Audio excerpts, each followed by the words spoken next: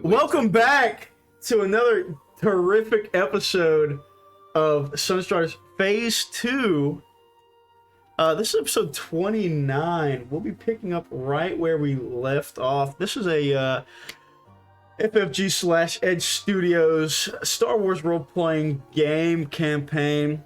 Currently set on the world of Femar, following the Sunstrider Academy and its new fledgling Force users and their growth while trying to escape perhaps the destruction of a planet in the Force.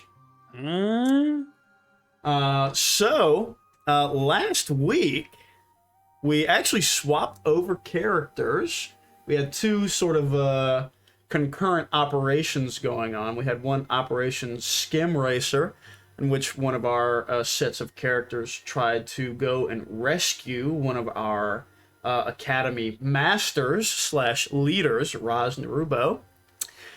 And we made, that mission successful before we swapped over to Operation Starlight Beacon, where our other group of characters prepared for an assault on Point Riptide by a combined Shale Striker, Femarian Shale Striker / Corestian attack force that has either decided the time was right or, for whatever reason, has finally decided to descend on Point Riptide for the first time. And last session we had a bit of a scouting mission, actually. Surprised me, said, hey, let's do something else. I said, okay, great. You guys decided to do a little raiding action. Took a small party, including some of the saltier dogs of X4 that were already there. Considering us, more seasoned veterans, older former rebel operatives from whenever the Riptide actually crash landed here so many years ago. Seasoned salty veteran Sokaan Granal, 14 years of age. Yeah, that you're not in X4. You just actually, well, I guess technically you are in X4 now. You did get hired. You did get hired, I guess. Daddy said You did some good shit too. So one squad of X4 members, as well as our personal party, headed into what is effectively this new sort of algae jungle growth as the oceans of Femar have been receding day by day, and the seabed has been exposed to air and the sun.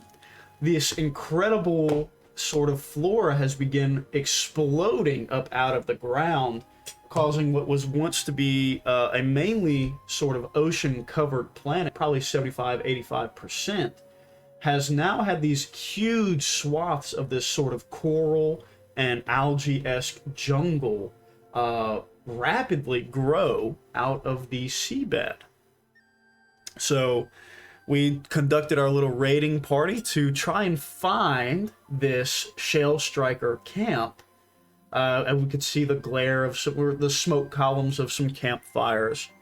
We managed to get out there, run a little smash and grab mission through some bravery from Sokaan himself, the 14-year-old, and managed to grab one of these Shale Striker Chargers, their battle crabs, a recall horn off of one of the riders. We had seen, after narrowly escaping a encounter with one of the battle crabs earlier in the jungle while they were roaming free, saw that the recall horn, when blown, apparently calls the battle crab back to the rider. So with that, we then retreated expeditiously back towards our camp, hauling ass while they half-heartedly pursued through some smoke screens created by our very own JukeBi, Sokaan's cousin. Family bond bonus before finally returning to camp, returning to the algae farms of Point Riptide, separate from the city, sort of on the further reaches, where now, unfortunately, It is the first stop for this intruding army, and also one of the most important spots, as the algae farm itself produces a lot of the food supply for Point Riptide now that the oceans have receded.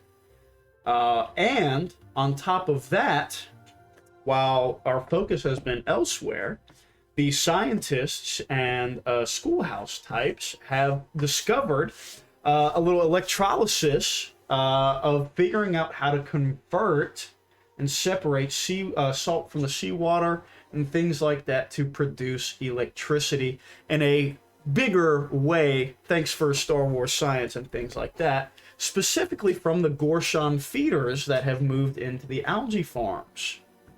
These huge bioelectric squids and octopi, effectively. So, now, unfortunately, as perhaps over the meeting in Late Night Calf, Commander Oziad Brunel of X4 probably begins, as he's looking over plots and plans and talking troop emplacements with some of his more senior operatives, probably begins to realize that if the farms fall, things probably get ugly within 48 hours for Riptide as a whole, as electricity will go down. There's not a whole lot of generators left running in a, abandoned colony. So if the farms fall or are damaged in any major way, things could get a little sticky as the battle progresses. So that's pretty much where we're starting. We're going to start pretty much at the break of dawn on the now second day. But before we do that, I'm going to pop open our RPG Campfire card decks so we can do our session question. Session question. When are we gonna get sponsored, dude? I When's the last time you guess posted? whenever we make some money. I haven't posted a video in a long time. I'm just stockpiling them. You know me. Hey, season's Of course. almost over, Goat. I'm about to get back on the horse. Let's go. You viewer, lucky viewer, don't have to wait for these videos. We haven't played Sunstriders consistently. This is in true. 6 months. This is true. We have not exactly, this is a weekly game, I say, and we play not weekly. Hey man, we adults. We got issues. That's right, man. problems, Amen. Things we got to deal with. All right, boys. Do we want to do maroon, purple, or orange? We did yellow last week, and we've done blue and red, right? Maroon. Maroon? I like Yeah. maroon. Maroon. What a maroon. I'm trying to keep track of the colors that we use. There's only 6, so. Nice.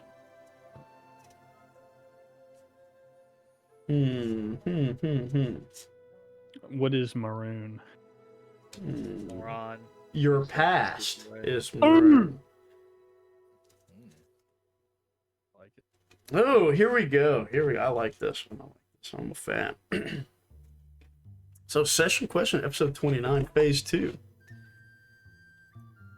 Also, I've got some music on Spotify if you guys want to tune in. Session question for phase 2 is this: what is the best compliment you have ever received, and who gave it to you?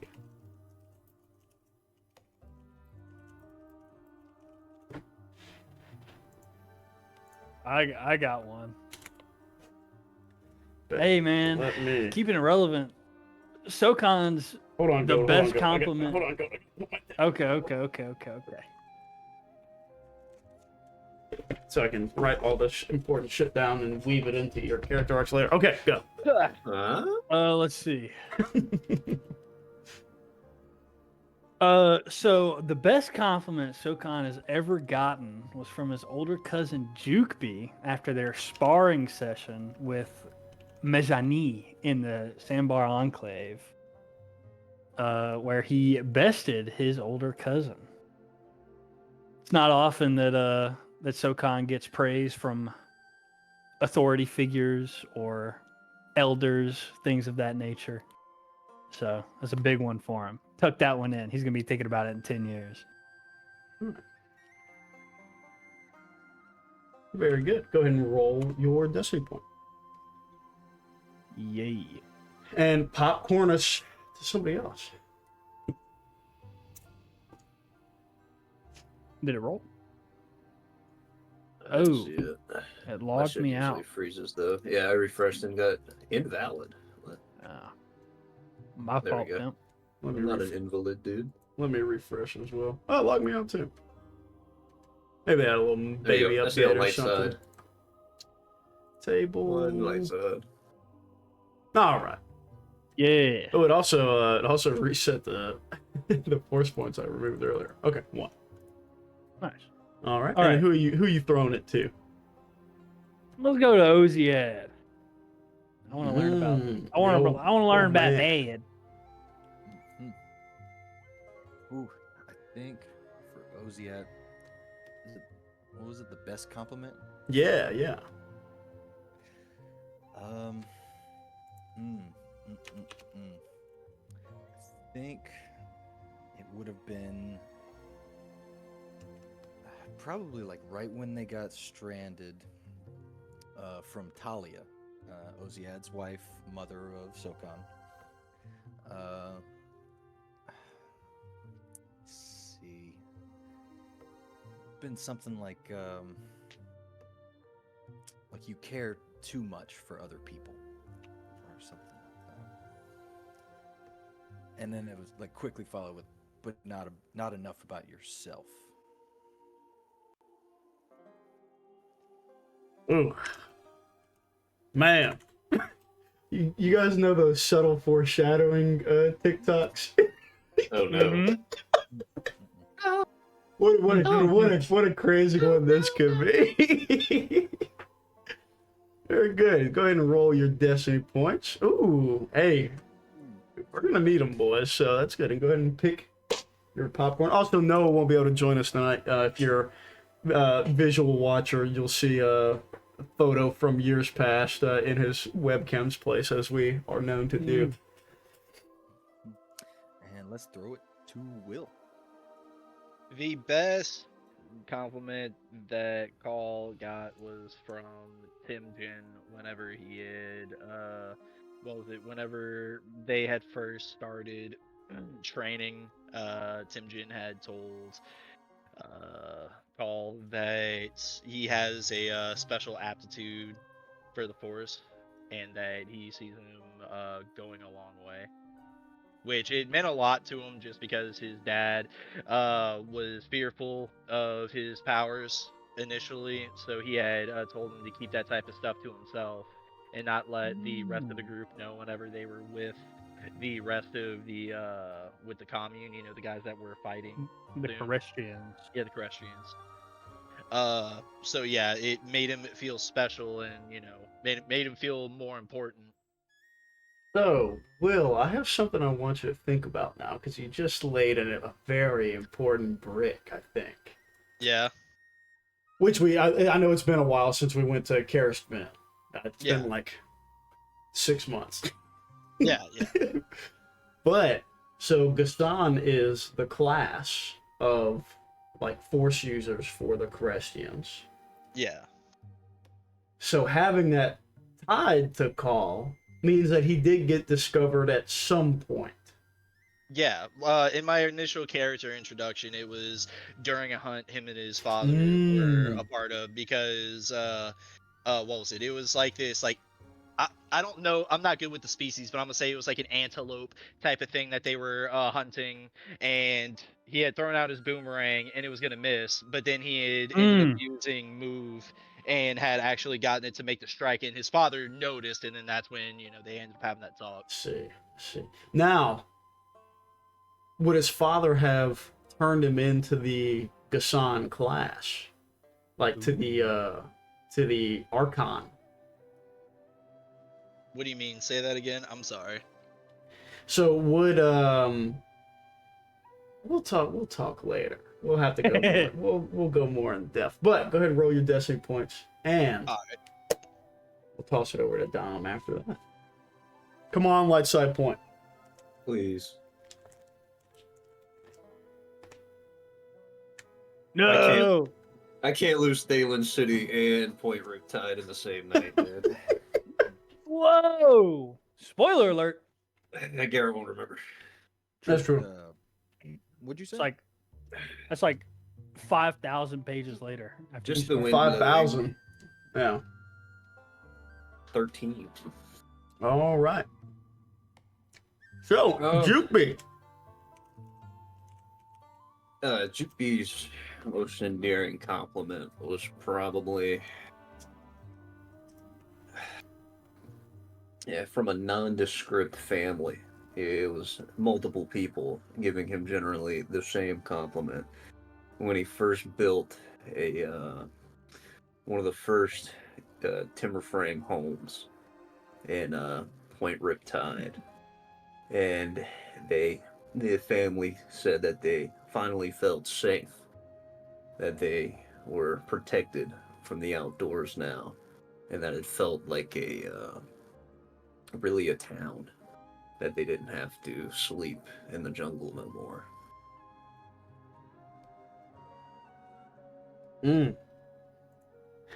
And yet a trace of the true self exists in the false self. God, I just said that to Dom in our DMs earlier. I said, bro, I'm trying to make a fucking Stormlight character, and they're all the same shit I played in Sunstriders. The true self resides within the false self. Good. And go ahead and roll your destiny points, JP. Alright. Oh, let's fucking Let's go. go, baby. Let's Okay. fucking go. We're loaded up. So, let's not delay. Where we left off, we were trying to gather some shut-eye. Had some calf in one of the rooms that have been sort of co-opted. Probably a sorting room from the algae farms with little conveyor tables and stuff like that to actually box it and send it to Point Riptide. So a very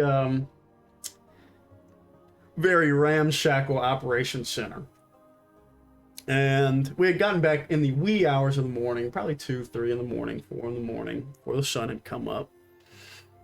And some of the older veterans of the X4 squad said, "Oh boy, we probably won't be sleeping tonight," before getting a sweet jump cut to them holding their calf mugs like on top of their stomachs, like leaned back in their chairs sleeping.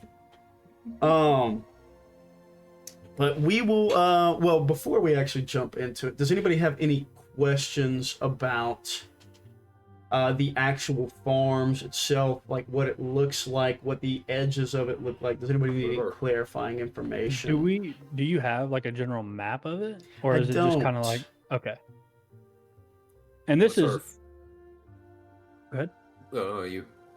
Are they, so the farms themselves we established are still underwater. We managed to like lock them in somehow, right? Yes, you guys have built a sort of retaining wall to hold some of the ocean water in, yes.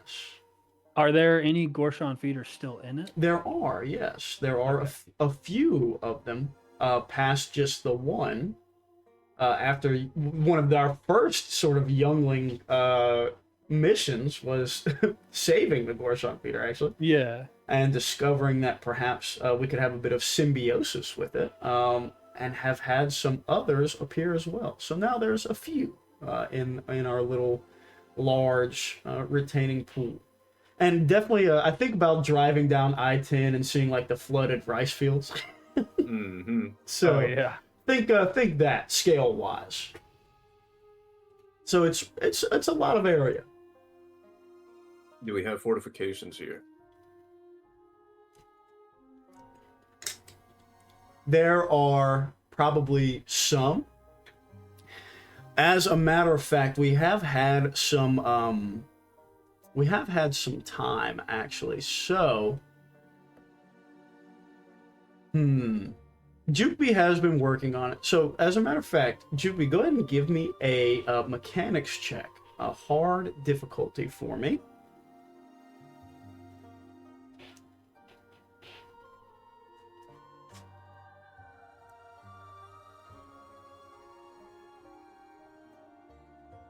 Oh. So Double three advantages though. Three advantages. So you guys now once again, we had talked about this a little bit last week, but you guys have effectively skeletonized almost entirely the Riptide itself now. Probably even to the point of like some communal buildings, like not necessarily homes, but some buildings that had used some of the plating from it. You have probably maybe not torn them down, but removed rooms from them to pull some of that plating and use it elsewhere for reinforcements. So you guys do have a tertiary sort of trench on the edge of the fields, because the very first part, the fields actually go out towards the jungle. So the very first parts of the combat will be probably in the edge of that retaining wall of the algae farm, into the sort of no man's land, the about 50-yard stretch where it's still just sand, before the jungle has begun erupting out. So you guys have pushed embattlements over there. You guys have, cover set into it and things like that.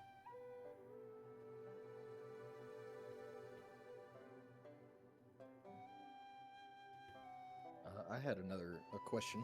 Yes. Clarification. About how far away is the algae farm from like Point Riptide itself? It is one of the furthest points. It wasn't so far whenever the water was there because you had a pretty straight shot. But now that it has sort of recessed and the jungle has begun creeping up, you do have to go sort of the long way back, like almost dead south, before you reach the other part of that peninsula that has the cutoff between one end going to the academy and the longer way going to Point Riptide itself. So distance-wise, a couple of clicks, couple of kilometers probably. Okay. Are any of us bonded to a squid still, or did we lose all of them? Ooh, that's a good question. Because we had done that. Because if not, I can fill in that blank. That would be my first. I would say I'd wait till the scene set to do what I want to do. But I would say there's probably no reason not to be if you had bonded with it earlier with the original Gorshon theater. I just so can't remember if so. they got ate up in our way out. I can't remember. You've been away from home though, so even if you were bonded, you wouldn't have been close enough to really enact it. So I would say probably waking up this morning, JukeBi, you probably feel, since you've spent a little bit more time within range of it, like in proximity to it, you probably feel that bond return to you. And as soon as I feel that, I'd seek out my companion. So you're probably up early. JukeBi, did you sleep much? No. So you're probably out there before the sun comes up. And real quick, we finished the encounter, so go ahead, roll either your cool or your vigilance for your strain heal, and over the night you will heal 1 wound as well. So if you have wounds, you can heal 1.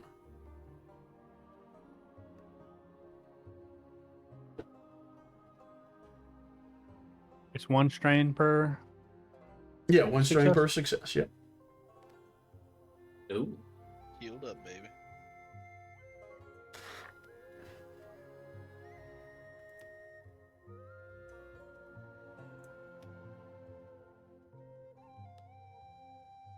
So, JukeBi, you roll out to the edge of the farm. And really how you guys have been farming, and I know it's been a while, they have these long wires that run across these things in rows that are seated and held under the water, but can be pulled up out of the water and retracted in to actually gather the algae into these receptacles. And you guys have a few, most of it is manual labor, so you actually have to have people doing it. But they have these, you know, very rudimentary, like crank machines and things like that to actually reel them in. One thing, whenever you go out there, you can see, like this, the water here is like navy blue. It's dark, especially without the sun up. But you can see these pulses of this like bright turquoise electricity pulse out towards the edges, and you see one dart towards you as you sort of rest on the side of the water, and eventually it pokes its little squid head out of the water. Still. Nah. Oh, shit. Cool idea. Forgot about getting there. It's a little octopus arm, you know, curls around a finger that you hold out.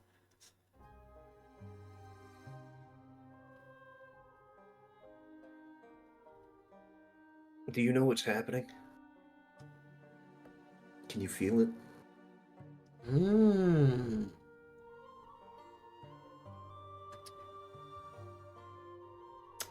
Roll a force die for me, and I'm gonna roll one as well. Oh, fuck, my bad. Fuck, my bad. Oh, you're good. You're good. You're good. I can remove that. No big deal.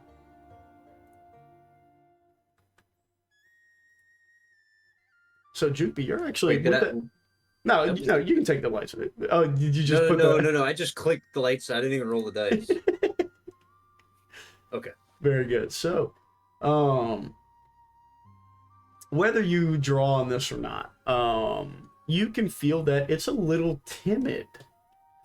It seems to have a little stress sort of emanating from it. So you don't know, you don't get any visions, like you don't get any pictures or anything like that, like you had flash into your mind previously. But you do pick up on, you know, a little nervousness, like it might be picking up just on the air of movements and emotions going on around it outside of the farm.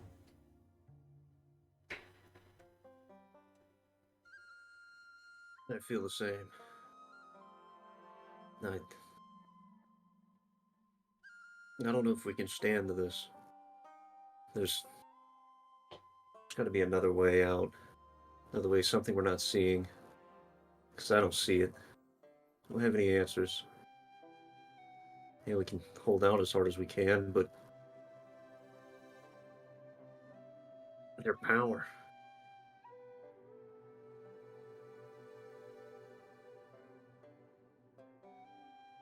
Sort of wraps a little bit tightly, more tight around your hand. It's happened before, right? Everything came back, but how much was lost? You do get the picture now of what you think might be a flashback for it. It has like home, you think, like perhaps the inside of a shell, and you have this picture of like these beings, these massive beings, compared to them at least, protecting them from these reef sharks ripping and tearing through other pods of feeder eggs. And you have it see that it's, at one point in time, you get the vision of yourself standing strong, standing tall, bonding with this thing as it freshly hatched. So you get this sense of protection and safety from this little creature. It has to be us. We have no choice.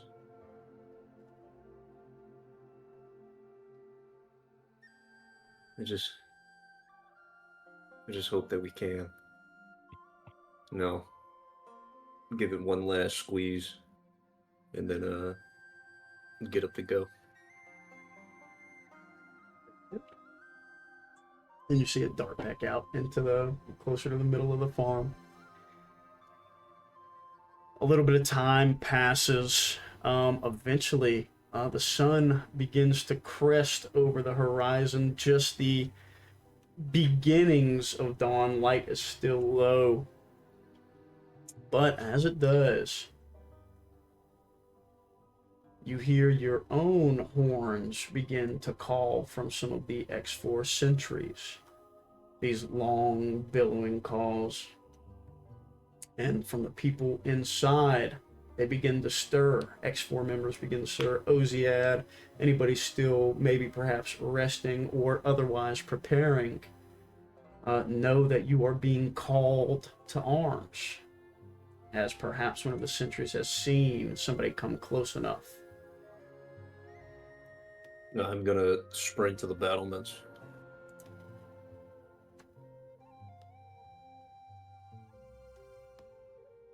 Boring up my blaster rifle as I go. Let me get a sweet music change here too.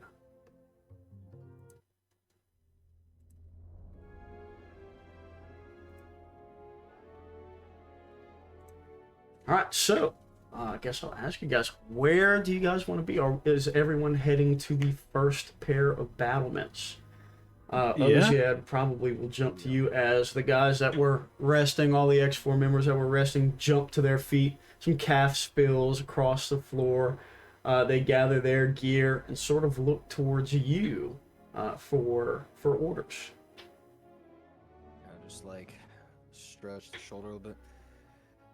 All right, ladies, the day's come. Let's give them all we got. I don't think my what's it called? Pulse rifle cocks, but he cocks the pulse. Hey, why not? He just says, Hey, if you want it to cogman, it can. Simple as that.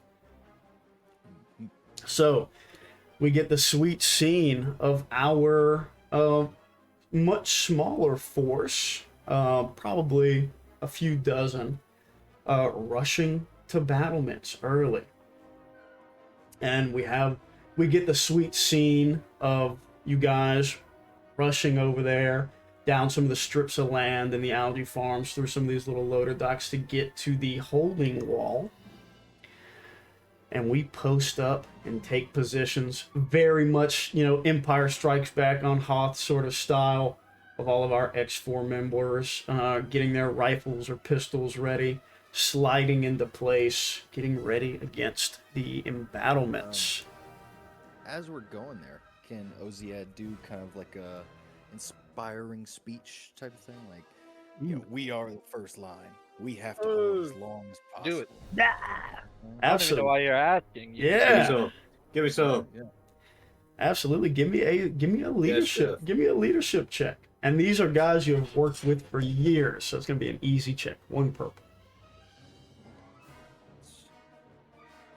Speak the words. Ooh, very good, very good. So with that, you will definitely add a boost die to this first mass combat check whenever we get there. So let me update that. But yes, you give a rousing speech, and it is fast. And however, once everyone is there, you're looking out over this little stretch of no man's land, this little 50-yard stretch of sand and up-tilled coral where you can still see some of your footprints and disturbed paths from where you guys returned previously in the night. And you sit and wait. A little, perhaps nervous energy sort of begins to permeate the group. And Oziad, as a commander, somebody who has had a lot of experiences with this, you know that, if you hear soldiers chattering, like, there's people are talking, they're talking to their little mates by them and everything like that, that means generally things are good. However, whenever your soldiers start to clam up and there's not a whole lot of side chatter going on, that means that there's perhaps a little bit more nervousness going on, that they're not so willing to share with their buddies.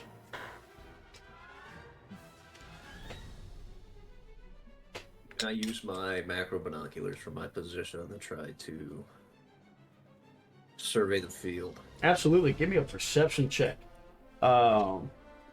It is going to be an average check. And take 2 boost die for your sweet gear. Nice.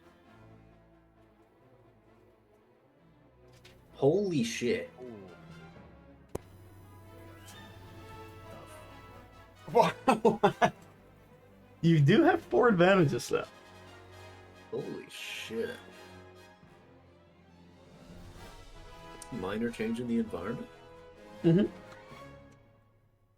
It starts to rain. Oh no, I called it. I knew it. As you guys are sitting there, perhaps the clouds weren't so able to be seen in this early dawn light, but it does begin to rain. Droplets of rain begin falling all around you. And even that, you hear the roar of thunder, the roll of thunder sort of crack and tremble through the air towards you guys. And as you're scanning, you can see, you don't quite see any opposing forces, any enemies, but you do see from probably 100 feet into the jungle line, a little flock of avian creatures sort of take off like they've been startled from a roost. I'll call out their bearing and call for eyes.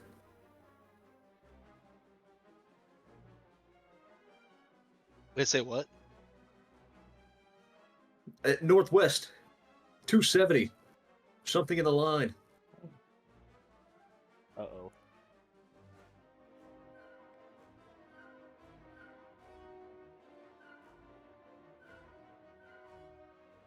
All right, well, I start going through the line and making sure that all the civilians are properly prepped. all the civilians, you say? No civilians here, Will. No, I thought we had some that had to be armed. Oh, sorry. I mean- just not at this line. So, not at this line. So, you have some civilians armed, but they have not been called all the way up to this part. They've been... Probably the farm workers. Right, Yeah. they have been guys that have... with the front line, you have spared no expense of hardened veterans, real former soldiers that have to be here, for sure. Okay, never mind. I checked myself then. Yeah. Very good.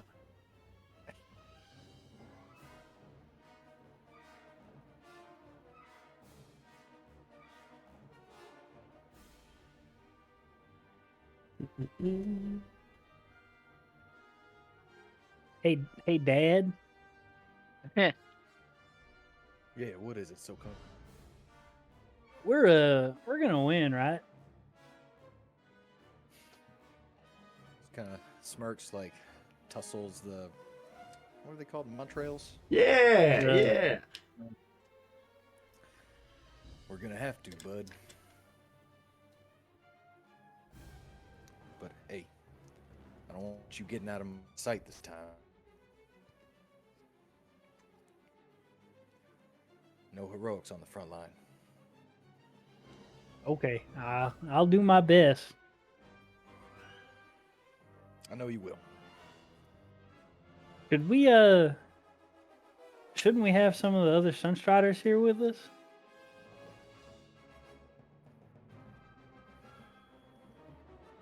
You got someone in mind?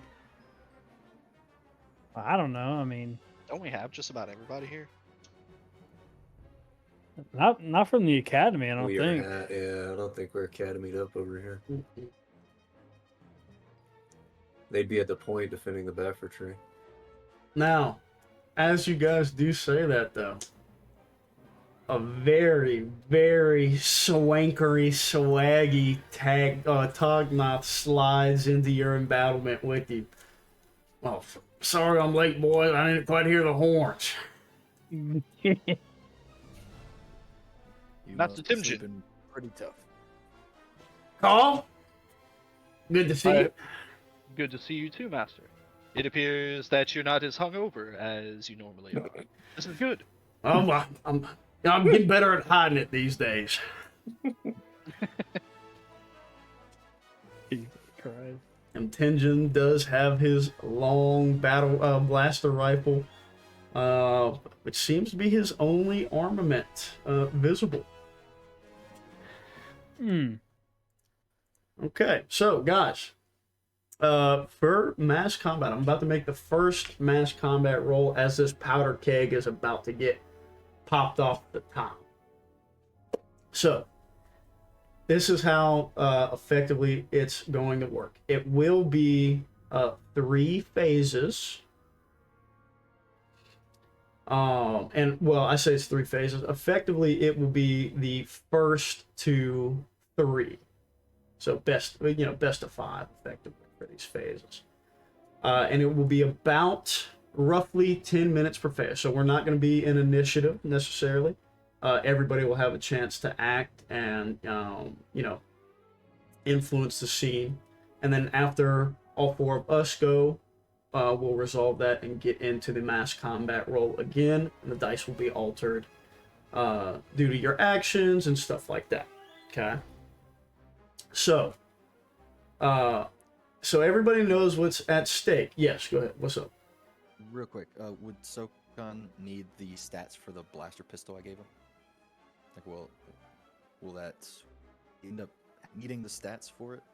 The stats not so much. We'll just need the skills necessarily. We're going to be a little bit more zoomed out than personal like combat. So he'll make his blaster check skill if he need, like his ranged light. And if he's successful, yeah. I have the stats for just a regular blaster pistol.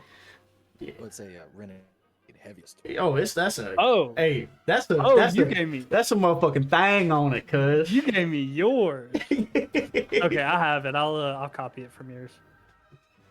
Boy got the Glock Dookie. Amen. Okay, so as you guys are sitting and preparing, it seems like the front of the jungle erupts as the roar of combined Fomorian and Corestian forces begin to explode out of the front jungle and seem to be sending a first wave towards the embattlements. And at the very center of this charge is one of the Fomorian strikers on top of his battle crab, leading the charge as it explodes. One of this new coral growths literally just rips out of the ground and explodes into pieces as he begins charging across the field. And all of your X4 members, their blasters begin to erupt. We're looking for targets. We're holding embattlements. And shots begin to fire. So our first mass combat roll is going to look like this. It is going to be... we roll it for the good side, naturally. And I'll let you guys know we can spend destiny points on these as well if you guys decide to. This is 1 yellow, 1 green, 3 blues, and 3 purples for our first check. And now this is all of us making this check? This is just me. Okay. So after I make the mass combat check, we'll devolve into our individual actions. Okay. Go for it. I'm down. You guys down with that pool? I heard the go for it. I already sent it. Oh, shit. Amen. Ooh, just realized something about the UI. I have 2 tabs open right now because I'm copying the blaster pistol. if you don't have access to the sidebar where the rolls show up, it actually shows up as a pop-up.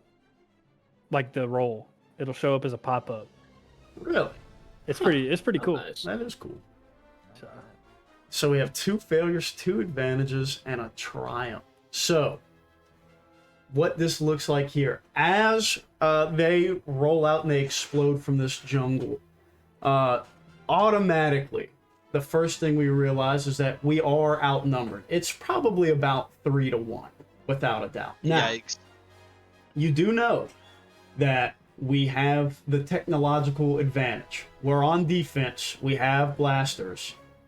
We have a little bit of an advantage there. But they have pure numbers on their side. Yes. Are the Corestrians and the Fomorians fighting for the same thing? Like, are they fighting alongside each other against us? some of them. It appears to be the case. Hmm. Mucho, uh-oh. Quite sir. Quite. So with that failure, as you guys had seen earlier, something you hadn't seen necessarily before, these effectively these spear guns, they begin loosing these first shots of these sort of heavier weighted spears, and this first sort of archery wave crashes into the embattlements. You can hear some of your X4 members fall as they pierce through chests or arms. And they manage, with this failure, the Fomorians and Coressians manage to gain some ground. They are making progress across no man's land right here. What would we like our advantages and our triumphs to be? Oy.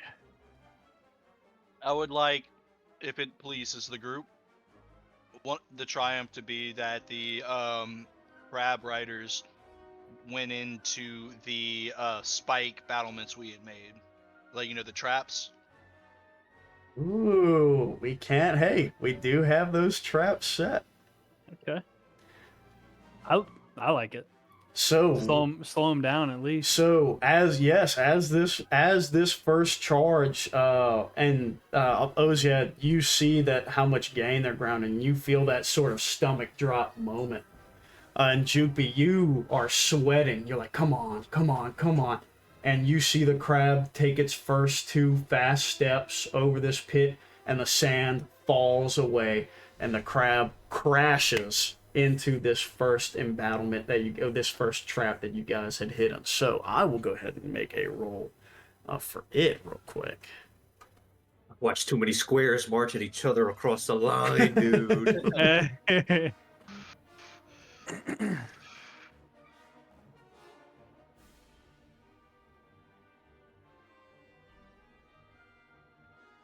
Oh, well, actually, it just hit the trap, so it will take the damage. Do you remember what the damage set for it was? What's your intellect? Or 100 damage. Yeah, it's 4, huh? Okay. So it will be I think it was 8 and then 12 if I remember. So 12 total. I couldn't remember if I had used a talent to build it or if I think we had used it and had a triumph left over to have it in the bag up the sleeve. So you can hear this horrific chitinous wail come out from this crab and its rider as it falls into this pit. And it has taken a significant amount of damage. JukeBi's gonna scream. And as you guys know, everyone here knows what these things can do, or have heard reports of it. So seeing their heavy cavalry, the one that it had leading this charge, apparently take a fall, sends a roar of confidence down the line of embattlements.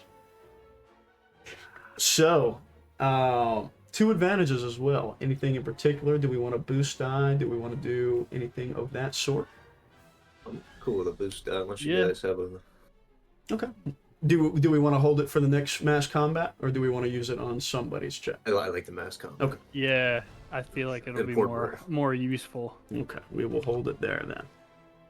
So, and I'll say this: the mass combat check, the base pool is 1 yellow, 1 green, 3 purples. So that is the base pool for every round. So successful checks and things like that, we can spend those to increase our mass combat roll. Because right now, if everything goes poorly, statistically wise, it's a losing check against 3 purples. Okay. And now it goes to you guys. So we have 4 individual actions as this scene begins to unfold in front of us, and combat really, this true battle begins to unfold.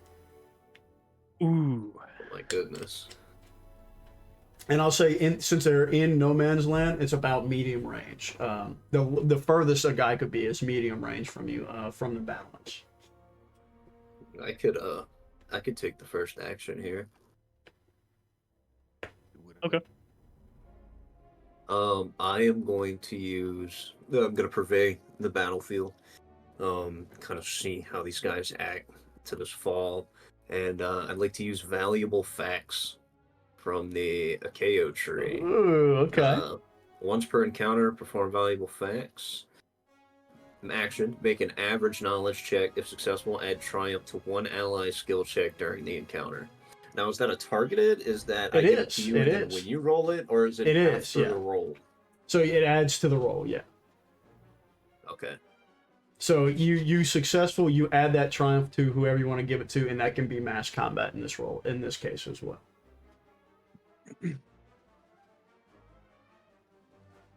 Average. Oh my god, where's my knowledge? They're all together. So your Oh, knowledge it's is just any of them, right? I believe so, yeah. Or is it just it? Because I have like education with the yellow one. No, I think you can. I think as it is, I think you can pick whichever Oh, one. wow. Yeah. Hell Okay. yeah. That's my average knowledge check. Hell yeah. Let's go, baby. Easy.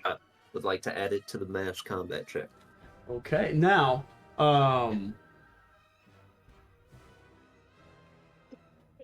I guess we can hold off unless you have an idea right now of what you see that you can use for sure if that's what you want to do, or if you have an idea right now. You can just spell. I think I'm gonna. Let me think on it. We'll hold it. Yeah, go ahead. That's good. All right, and whoever wants to go next. So we will have a triumph. Me. Go ahead, Kahl. So what exactly am I able to do? Am I attacking? Am I just influencing the scene? What's You going on? can do whatever your little heart desires. I would like to grab a battle cat. Say less. Ooh. I would like to mount it, and I want to join the fray and get within earshot of the Carestrians, and I want to pull out a horn and start giving them false signals. Ooh, Because I am familiar with what type of signals they use in battle. I want to try to basically mix up their forces. Like instead of having like the standard like, oh yeah, the range attack and then melee follows, I want to try to mix them up a bit. Ooh. Now, Go for lane, dude. yeah, where are you trying to put yourself in concordance to them? Are you trying to get into the jungle itself? Are you Yes. trying to cross no man's land? Okay, so this is what I'll need. Actually, we can roll this together. So it definitely will be a social check with the horn. And I'm gonna say it's gonna be deception. However, you have the item. You have studied up a little bit, so I'm gonna give you 2 boost die on this as well. Fuck yeah.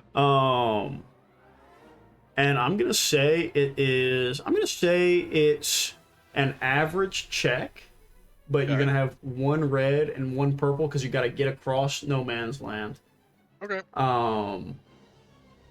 So yeah, 1 red, 1 purple, and you have 2 boost die for your deception. Is there a way for me to assist this? How do you want to do that? How do you want to assist? Sokaan's pretty skilled in deception. Maybe give him like, hey man, don't be too obvious when you do it. You gotta make sure that it's not too off the wall contradictory to their previous orders. You know, give him Now, give him some pointers about. I don't Yeah. know if you'll be able to give him your deception skill, but I Well, think you how can about definitely give this? him your Togruta boost dive Okay. to How assist How about if you want this? to. Yeah. Can I wait? Okay, can I use a force die thrown into this as well for my move? No. How do you want to? What are you trying to move? I'm basically trying to make it to where the battle cat feels lighter than normal, so it can get there quicker. Yeah, it won't be moved, but add your force die to it. Yeah. Okay, cool. So Kahl, you give out the call, and you guys hear this sort of tiger growl as it bounds from back closer over the battlements, and Kahl jumps astride it in motion, and this massive cat with these huge tusks, the razor tail, by the way, I remembered. Razor. The razor tail, which is silhouette too. I mean, they're massive beasts with a hardened little nub on the back that can separate limbs from bodies. Leaps across. So yeah, Kahl, go ahead and make your check with your force die. Ooh. There we go. There we go. And you can certainly use those light side points for successes. Perfect.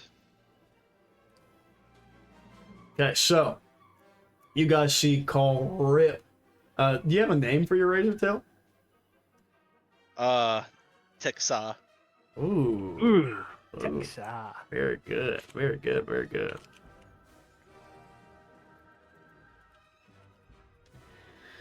So you bound off, you rip through, bowl over like a perfect strike down the bowling alley lane through a couple charging Fomorians.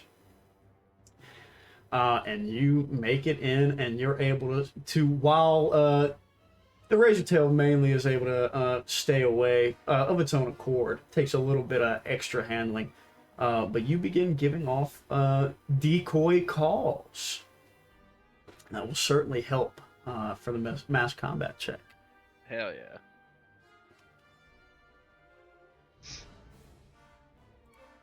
Okay. And who's next? I'll go next. Okay.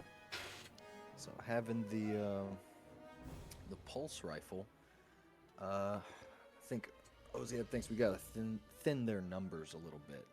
So like noting where Kahl is, he's gonna look in a different spot where a group of them might be closer together, and is just going to try because the pulse rifle has the blast quality. It can hit his target and whoever's engaged. Mhm. Just want to aim for a clump of them. Go ahead. So medium range would just be 2 purples.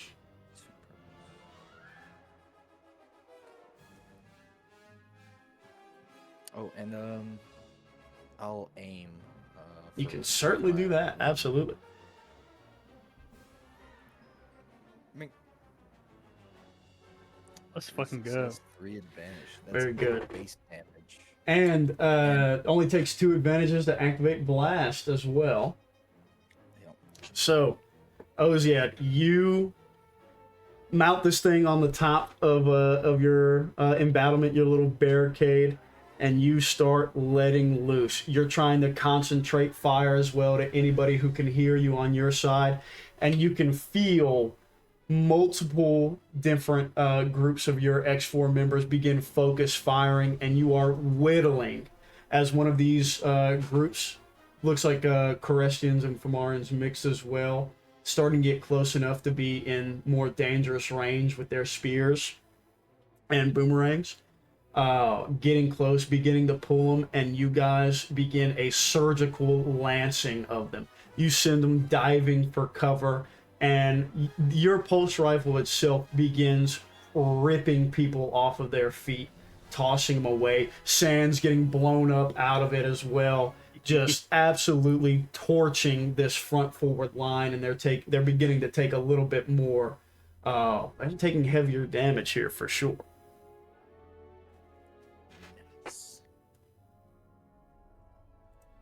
Right. And I believe that leaves Sokaan. All right, so I have an idea. So I guess before I do my actual check, is there any way I can differentiate some kind of like leader, line commander, squad leader, anything like that from the incoming groups? Sokaan, you remember in the hearing that supposedly one of the brothers is heading this assault. Okay. You do not see him. Okay. You can still hear like the horns calling lines from into the jungle, and you can think you know. Can't really tell actually. Kahl's probably doing a good job. He can't really differentiate, but Yeah. so as far as the line commander goes, you know that there is certainly a general, but you do not know if he has made his appearance yet. Okay. Barring that, any kind of like squad leader that I can see or anything like that? Do they have any kind of like marking or like, knots on the shoulder, so to speak? Now, considering they don't really wear uniforms, that's much tougher. So on a quick glance and not knowing much about them, I would probably say no for now. You do think that for this one, it probably was the shell striker that was riding the battle crab, the charger. Okay. So he's a bit and you can still see him thrashing like they're trying to crawl their way out of the pit right now. But Okay. And how close are they to us? within medium range. Medium range? Mm-hmm. I love that. All right. Well, with that, I'm going to use misdirect on that guy. And tell me if this is not possible, but my idea is that I would like to appear as the one brother from Thor's Vigil, the deep caller that we met on the beach. I was thinking I could disguise myself as that guy and just be on Also, the battle. that one's not the deep collar. You guys met Kithzo, the reef walker. Yeah. The algae one. Yeah.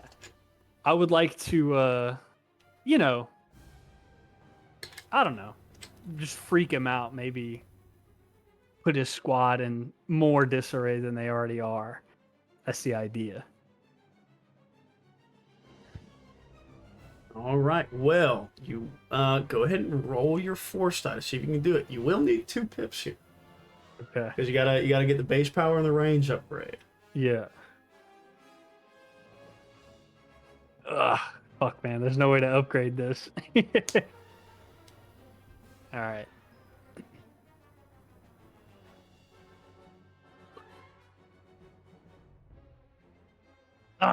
Fuck. Okay. So you reach out, you feel the swelling of the force around you, and you're trying to conjure this image that probably shook you whenever you met him as well. And as you try to focus and conjure this image of Kithzo, the brother, you feel this cold spike in the back of your spine. And you hear the same intonation of voice sort of taunt you a little bit from the back of your mind. Okay. I will still put the disguise on for the commander once he gets into range, I guess.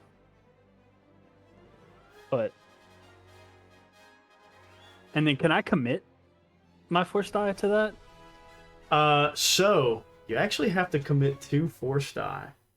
Okay. Yeah. So to be able to hold it, so you won't be able to hold on to it. Okay. So it'll fly from you after this. And I believe that's everybody.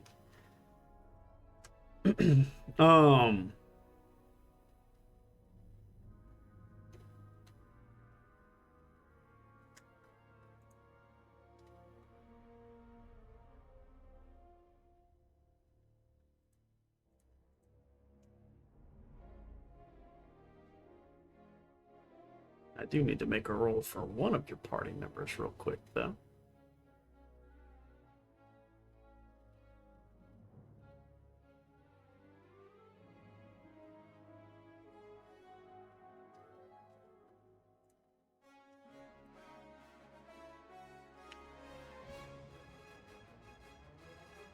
Let's see if we can make this happen.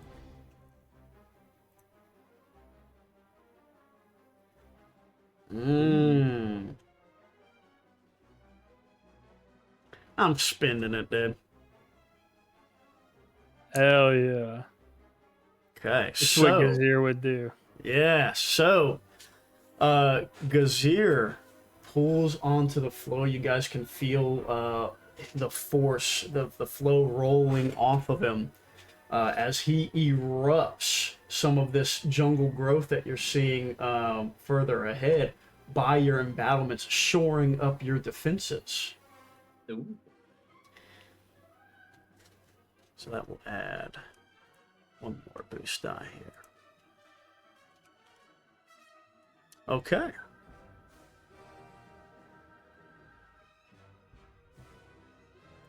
I also need to get a little running marker here going in my notes. It's currently 0 to 1. Ooh. All right, next mass combat check coming up as the battle continues to rage. We're sitting at 3 blues, 3 purples, and we get that free triumph from our knowledge check. I have an idea for it. Very good. Let's go ahead and roll it. Let's go. Let's go, Okay, dude. very good. So with Oziad, you can feel the swell in your chest, especially after you have effectively evaporated their front vanguard line, as their line leader is still struggling to free himself from the pit. You guys know that you have stalled this first offensive for now. And JukeBi, what do we think for the triumph? I'm just gonna freestyle it. All right. I love that. As I love they it. stall, I'm gonna point over to an X4 member about 10 yards to my right. I'm just gonna reach into the trench and pull a ripcord. And then I'm gonna point over down the line 20 more yards. And I'm gonna give him that. He's gonna pull another ripcord. And on the first ripcord pull, 3 trap doors open up 20 yards behind the battlements. And on the second ripcord pull, 3 explosions go off as mortars fire fucking shrapnel, big giant balls of metal into the air on the trapped enemy. So this was actually gonna. I had this idea. I had something back, but I have something even better for you. Oh my god! Long ago, you were probably a baby whenever this was happening. How old are you, JukeBi? 19.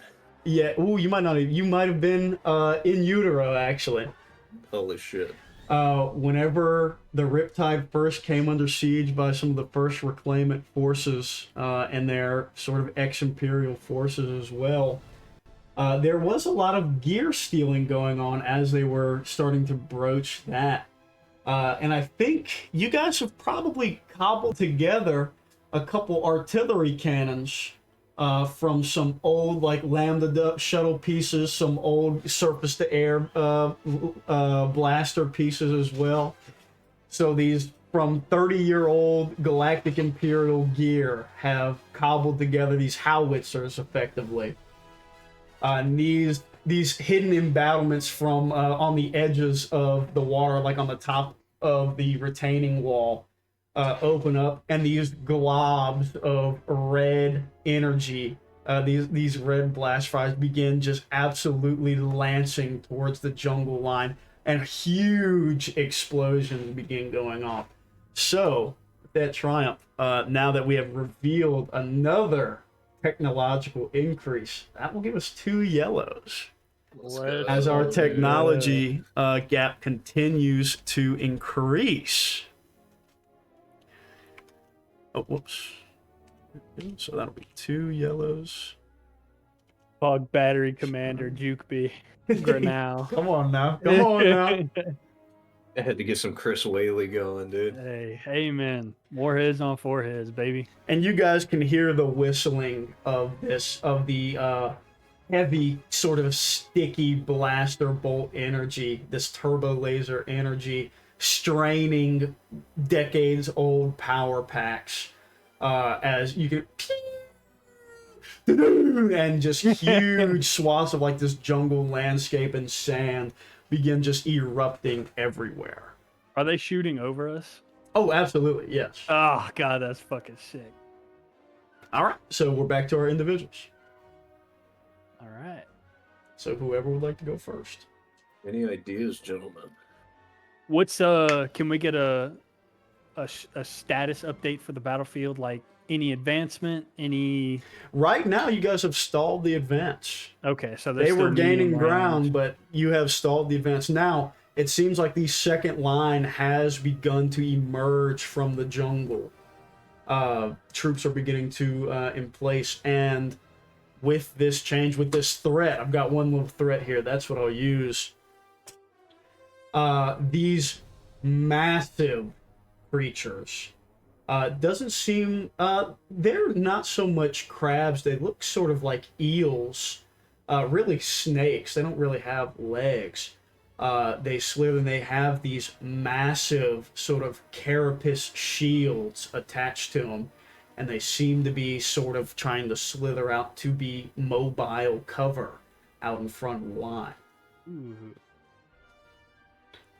I have an idea. Who has the Shale Striker horn right now? All, I believe. Oh, the horn? Yeah, the horn that Sokaan stole. Yeah, Kahl's using it right now. Yeah. I thought he was using a different. This was the return call Oh, horn. never mind then. I need to come up with another idea. I have something. Go ahead. Fire off, man. Go Um, ahead.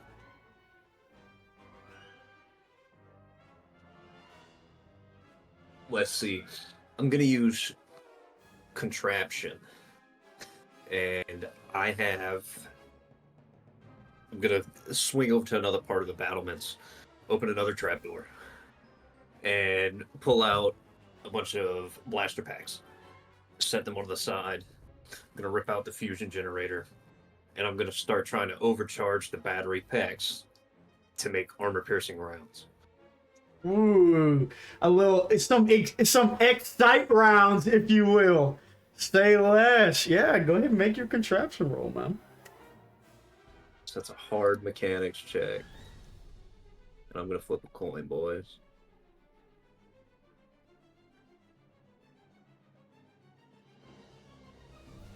Ooh. Ooh, Oh triumph. my goodness. We do have the triumph.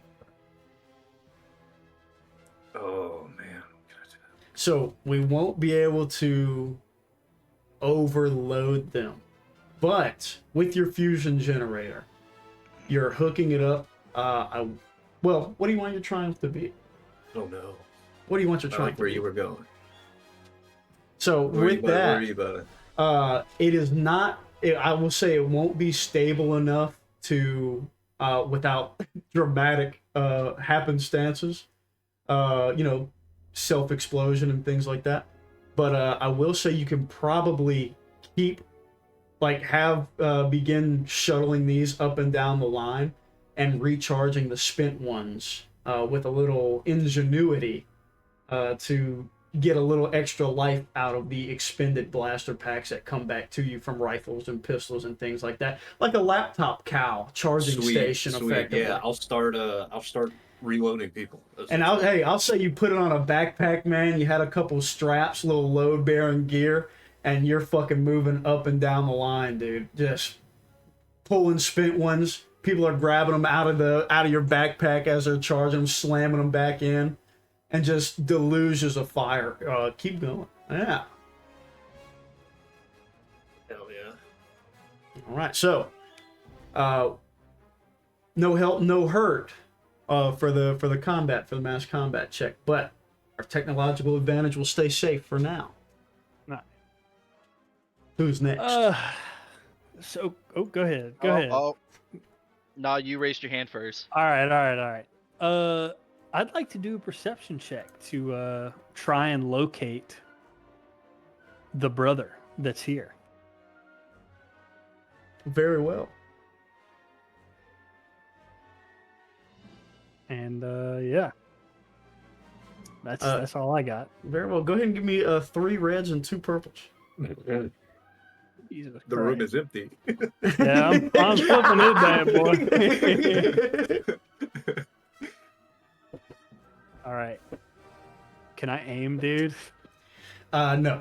Let me make sure I don't have anything. I used an action. Do I have a maneuver? And my turn's ended. Fuck on to that.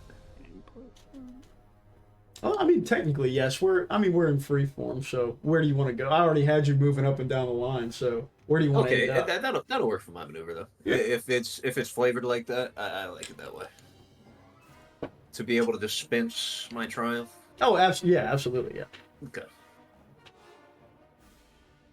Okay. Yeah, I don't have anything for it. All right. Ooh, that's a big roll. We win these though. Ooh, No. Unlucky. Close, dude. unlucky. But you had a really good shot at that too. I didn't. So 2 advantages though. You don't see him. Can't pick him out. He doesn't seem to be in the line. But the worst part is with your 2 advantages, you can feel him watching you. Oh. You specifically. Ooh. Oh shit. Okay. All right. That's all I got. Me. Go ahead.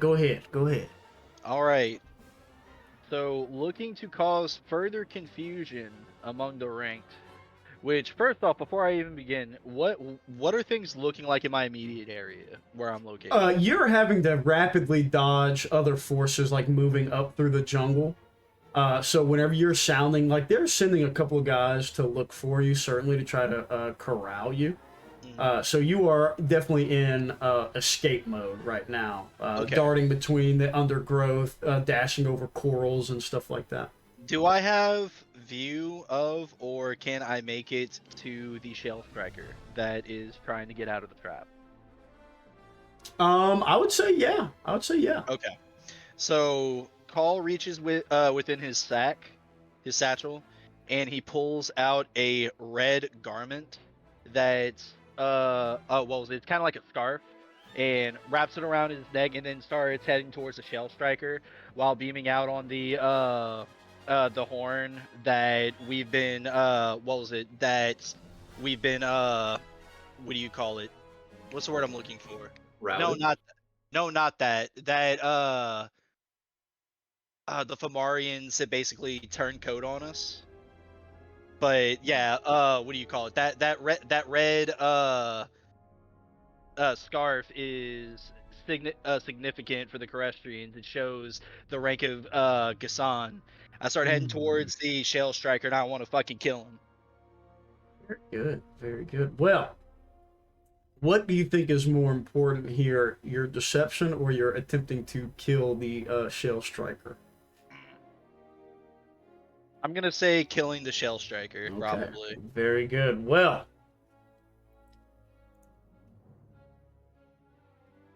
okay. Because I think that would cause pretty good confusion on both sides. Indeed. Okay, well, we'll say you bound over there just as he's managing to crawl his way free of the pit trap, leaking, crabby ichor and stuff like that from its multiple stab wounds underneath it. Go ahead and make your attack. Okay, is it gonna be average? It will be. I'll go ahead and spin one here. Actually, it'll be a red and a purple. Okay. And let me see if I don't think he has. I don't think he has adversary. I'm gonna double check.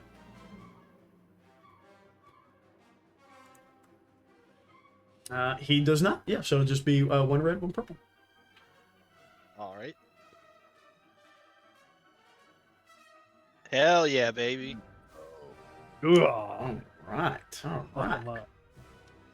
Okay, so how much damage are you using your? Oh shit! your- I didn't use my weapon. Right. That's okay. Uh, How much damage is that? It is 7 damage. It crits on 2. Okay. So 7 plus your 2 successes is 9. What do you want to use your triumph? I want to say that 1 unit follows me and starts attacking the Fomorians. Mmm. Genius. Very good, very good, very good. Okay, 9. 4. Oh, okay. So, Kahl, as you descend upon this thing, you are now in a jousting match because that is not quite enough to knock down the Shell Striker and the Crab. So, you're going to be tied up with this little bad boy now. So, as you go, you get, and this is over like, once again, these are like 10-minute rounds. So, you cover your distance, you make your time, and you begin in this bout. You leap straight over him with the razor tail claws snapping at you. You're able to slice off one of the lower mandibles of the claw. You land. You guys have a couple jousting matches. Fomorian's spear clashes against your Ripper power sword. Did we keep it your power sword, by the way, or did we go to one of the big dark sticks? I think we kept it power. Okay, good. So, glances against your power sword. You guys are seeing Kahl in the midst of enemies engage in a cavalry battle against one of the line leaders. And apparently making good success as well. And whoever is next. I didn't know we had shard plate, dude. I think it's, yeah, I believe Oziad. I think it's just you left, yeah. as for the snakes, the cover snakes, is there one multiple? Seems to be 2. Two. Okay.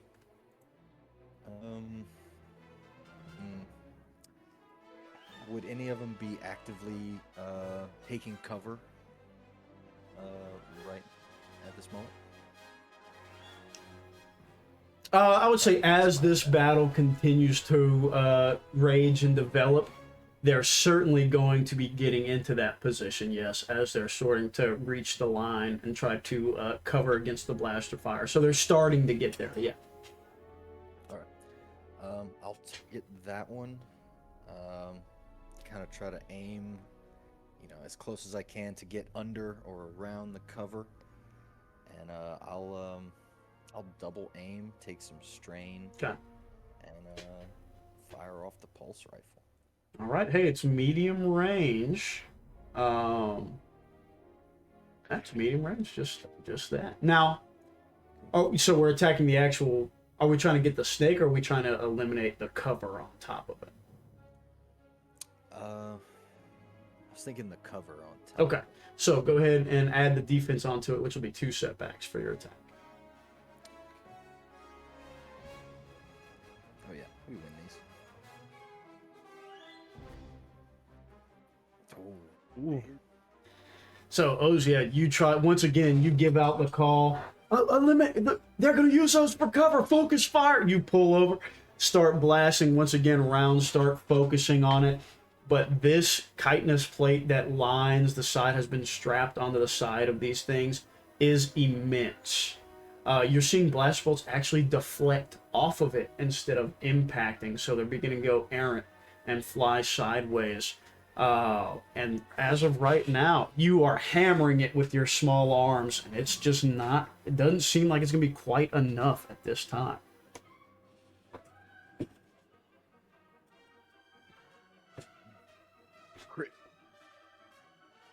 Right. And let's see here. That's it. That is it. Okay. Next combat check. Back to the top. Now this one, Okay, let's see. I think we get one boost die here as well.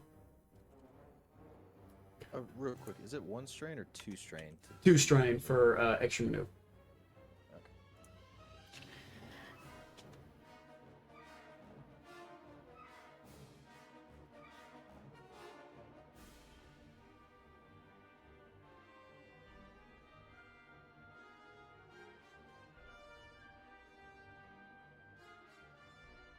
And we're gonna go ahead and flip one of these bad boys. This mass combat check here.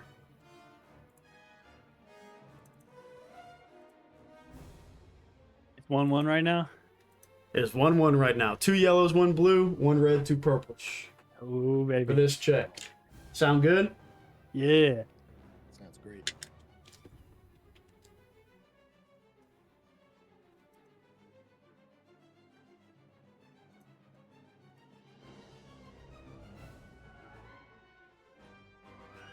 No.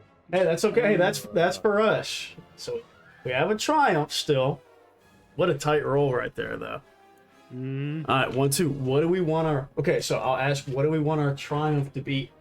I'll set the scene though. So after we try to eliminate some of this cover, the snakes have sort of gone on a convergent path over the top, slithering through no man's land. Sort of creating this V shape almost as they're beginning to get closer. And now some of the dark stick boomerangs are now beginning to rip up through the line and return. More of our soldiers are falling. And on top of that, you hear a call out from sort of the northeastern side of the jungle.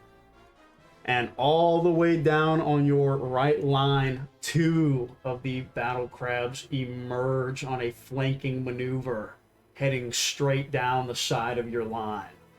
Oh, yeah. So, what would we like our triumph to be?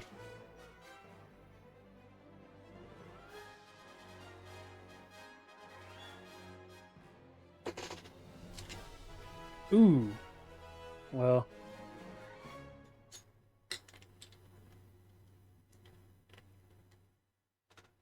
How do we feel about some last minute reinforcements from Point Riptide coming up?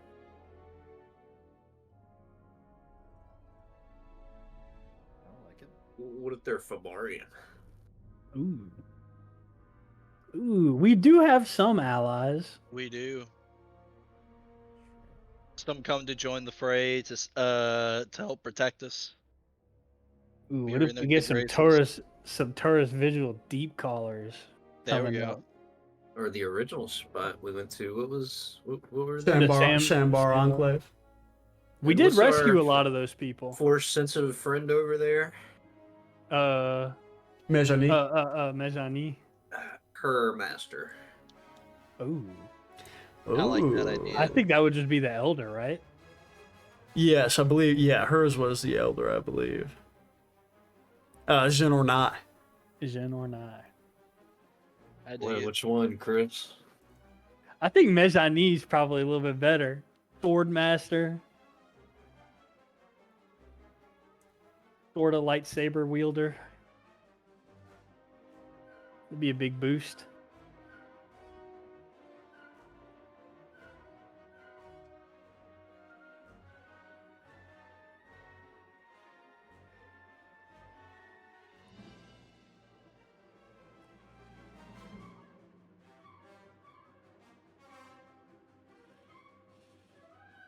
It's up to you guys. Whatever you guys want. I mean, that sounds good to me. I like it. What could that do for us as far as the roll goes? That'll certainly help out. What do So, we see, Chris? I'll What do we see, say- Jacob? I'll say this. Do you guys want it to be one, or do you guys want it to be a group? I think that's a real distinction. I think a Being in a group, battle, a group makes would be more better. sense. Yeah. Okay, so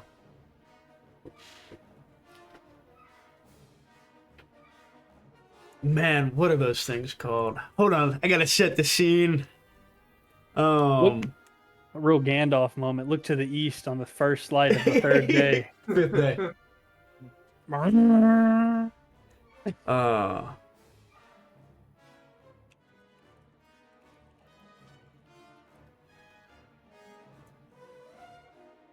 oh yes, dude.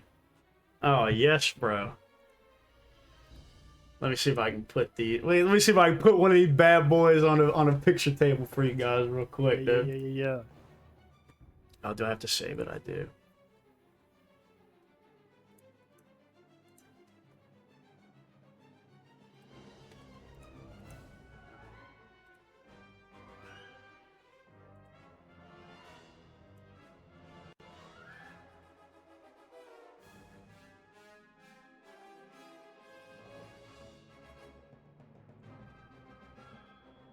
So, you guys hear this piercing cry from the air off to the east. And your eyes all dart up to the side as once again you can see just a bit of, despair beginning to creep in. As this huge winged sort of amphibian creature swoops down, clutches one of the battle crabs off of the ground, and its long talons splits it in half as it lands, drops it onto the ground. And no other than the Academy members from the Sambar Enclave, titled up, led by none other than Mejani, slide down the wing, activate their training sabers, and join the fray on your side. They begin to leap into battle. Let me post this picture right here. Can I do this? More child soldiers. Yes, bro. The Great Eagles. Oh, fuck yeah. One of these bad boys right here. Ooh. Wait, where's that? In the it should have posted on the game table. Yeah. On a game table. Yeah. Oh shit. The Great Eagles of the Misty Mountains have arrived, dude. And you can hear once again a rallying cry pop up from your line as they crash into the 2nd battalion wave, or the 2nd squadron wave that's emerging from that northeast side of the jungle. And it's just 6 of them. There's not a whole lot of them. It's Mejani. From what we can tell, it seems to be Mejani, Tyranny, Jinamari, and Seppo, as well as a few others that you have not met before. That's my dog. Seppo. That's my dog, bro. And you can feel. Actually, you know what? This is what I'll do. Give me one person that wants to make a force check for me real quick. Not it. Me. Oh, okay. That's not it. Oh, Yeah, hey, go ahead, Kahl. Just roll that your is force your die call. for me, babe. Just one? I have Yeah, a force well- rating of 2. Yeah, roll your force rating. Yeah. Alright. Let's go. 2 light side, baby. Okay. You know that while it looks bad, you get the feeling that perhaps these people can turn the tide, but you can feel the force itself beginning to roil and rumble and begin to surge up on this very moment, as it seems to be more indicative of perhaps things to come. All right. And Kahl, you're engaged in single combat, so I'm going to make a roll against you as well real quick. Okie doke. Do you have any melee defense? I do. How many? 1. One. Okay. I got 6 soap. How? Very good. Spin one of these big bad man. boys. Mama, that's a big man. Ooh. I don't like that. Ooh, and 3 advantages. So, Kahl, I'm going to ask you this. Uh-huh. Do you want to take it, or do you want Texaw the Razor Tail to take it? No, not Texas. I'm giving you the option, man. I'll take it. I'll take it. Okay. So, Kahl, as you clash back, you see the moment of weakness appear on this thing, and you're ready to deliver the final blow. But you seem to miscalculate just a little bit, and one of these big clobbering claws manages to swipe you. And I'm going to use this on a crit, so I won't actually knock you off of tech shot here. But you are going to take 9 damage pre-soak. And go ahead and roll a crit for me as well. If you are on your page, you scroll down. You should see a roll crit for this PC on your page. I think underneath your skills, maybe? Right underneath the experience. Underneath your experience. Big red button. Crit. I see it. Pressed it. And it actually doesn't show on the table, but that is the distracted. Yeah. Target not perform a free maneuver during their next turn. So you are stuck behind enemy lines for your next turn. Okay. Okay. A free maneuver. He doesn't need it, dude. He's in single honorable combat right now. He's not running. That's right, dude. Single That's my honorable goat. combat. All right. Okay. And yeah, hey, we're back to the top. So, individual turns. Whoever wants to go. I got an idea. Oh, go ahead. Go ahead. Okay. Because I just want to get out of combat with this thing. What was it? I go ahead and I grab the reins of Texas and I fucking smack it to tell him to go in closer to the shell striker, and I try to fucking go straight at its weak point. I want to try to kill this bastard. Right. Go ahead. All right, cool. And for some reason it's not working when I'm just okay. No, it worked this time. All right, never mind. I was trying to use my power sword, but it wasn't adding the the roll. So it's gonna be. Okay. I'm assuming 1 red, 1 purple. Yeah, I'll spin one for you, man. Hey, why not? Since you asked so I'm gonna throw kindly. one back. All right. Nice. Kahl's battle cry. I was just about to say, oh man, 0 success, 2 advantages. Oh, Kahl, you are embroiled in a fight to the death. And it's dragging on. Now, you actually have watchers now. Some of these less inclined soldiers have actually stopped their offensive to watch this honor duel between their line leader and this other adversary, evenly matched. What would you like your 2 advantages to be? I would like my 2 advantages to. Can I move those into a disadvantage for the enemy? You can on give the him a right? setback. Mm-hmm.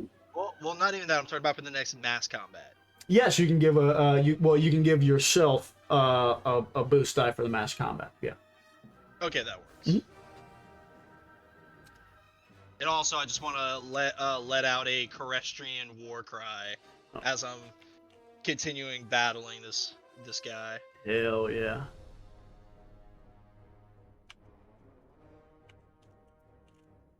Okay. All right. Who's next? Me. Go ahead. All right, so I'm going to tell you what I want to do before I try to explain it. Oh, baby. I'm trying to use my code breaker talent. Okay. So it, checks, remove setback checks to break codes or decrypt communications. That's the big one. Okay. So I'd like to somehow decrypt their communications that they're using to command battle lines and things like that. So how would I go about doing that? Because I'm thinking I like it. I like it to. I'm gonna say.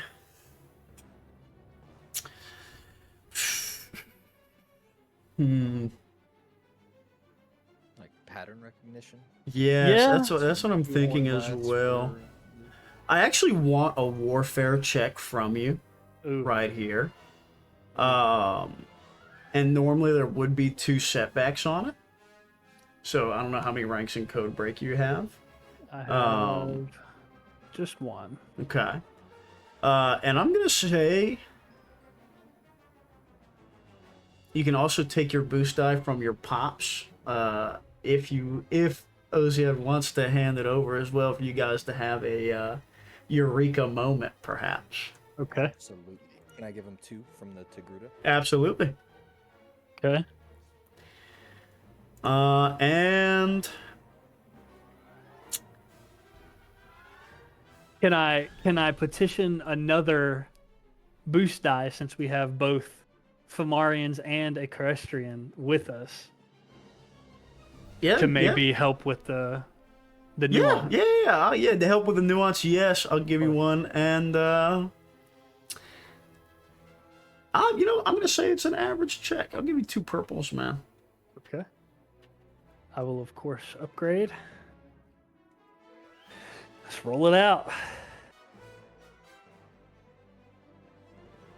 Let's go, dude. Finally passed the check. So, as you guys, you know that the tide has turned against you here, and you're on the cusp of being routed and having to retreat from the farms, like retreat back away from these farms. And as this is going on, the shield snakes, they're not gaining any more ground. They seem now intent. They, of course, now Mejani and the Sambar have managed to hold off this flank off of your line. But other than that, they don't seem to be pushing to take over the barricade anymore. And the calls seem to be, like from the horns, continue to seem to have them continue that motion. And it comes to you, Sokaan, and probably Oziad at the same time. This is a distraction.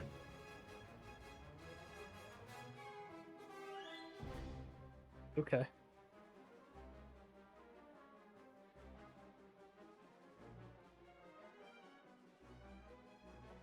Where else are we weak? What's our other weak point besides our flanks? The water. Ooh. Ooh.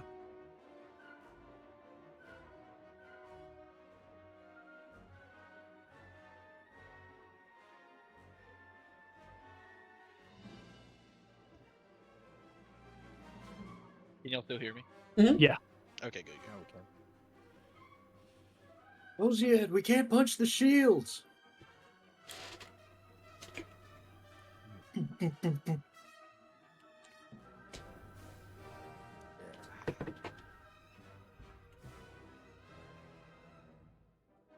Do we have watchers behind us?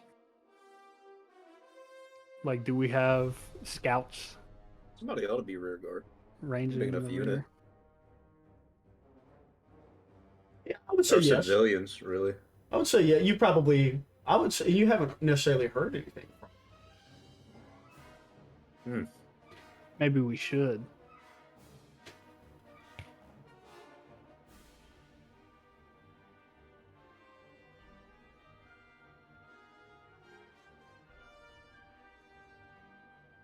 So we're trying to decide what to do with the success to give us a I don't tactical know. advantage. The success is you knowing that this is a distraction. Ah, okay. Nice. What, like the whole battle is a distraction? Seems to be this offensive here is yes. Oh shit. And we still haven't seen the brother. Correct. Ah, that's bad. Yeah, I mean, it's got to be coming from the water. The main offensive.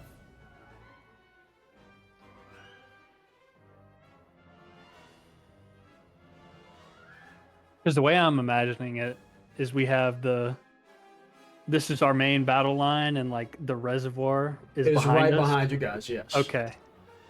And Now then, the ocean is far, far away now. Yeah. You can see sort of some waves farther off, but it's definitely they would still have a lot more area to pass if they were coming from like the main ocean. Yeah. but we've established that we don't have any like flank lines or anything like Correct. that. Correct. So there's no way for us to defend them getting into the reservoir necessarily. Might be time to Now- call up the Gorshon feeders. I will say, you guys have like from the actual jungle egress, like from where they were actually moving in cover from, it's pretty wide open. You have your line, and it wraps the reservoir a little bit. It would have taken. You haven't seen another force like sneaking over there or anything, even in the heat of battle. Today.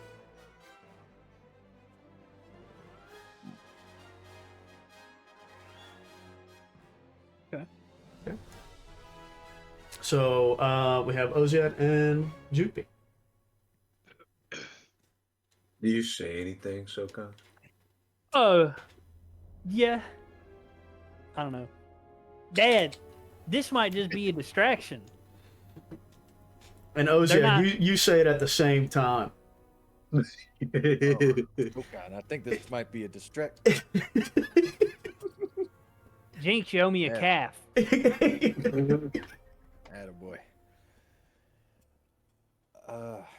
Do I have like a comm to like back to like 2-point Riptide itself? Like kind of like status report. One of your guys does have a backpack comm. Those are some of the only longer range communications you guys have. They've been far and few in between in the past years.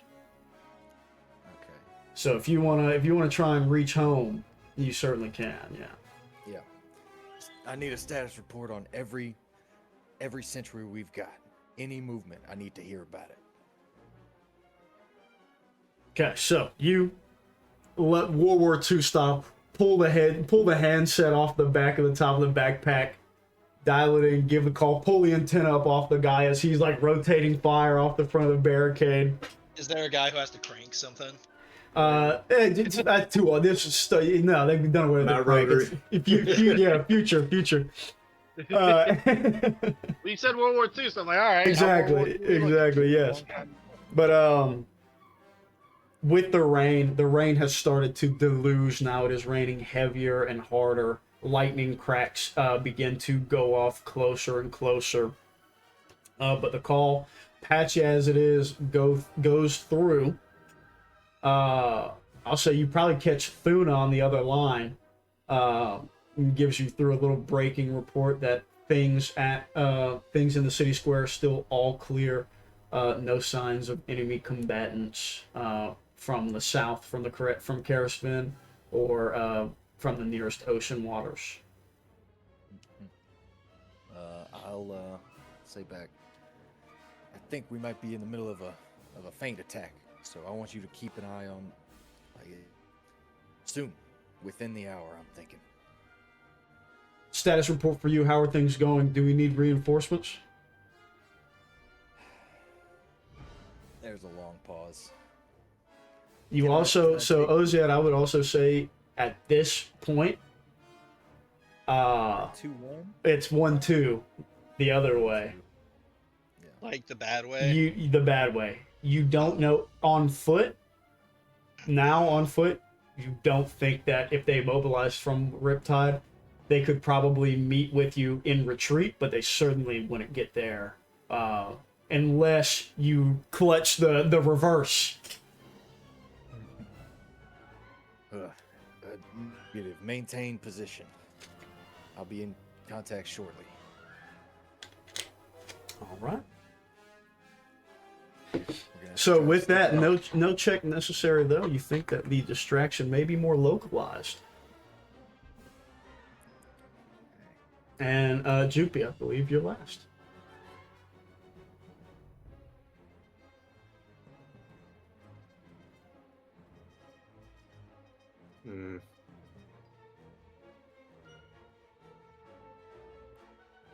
Already in a good position.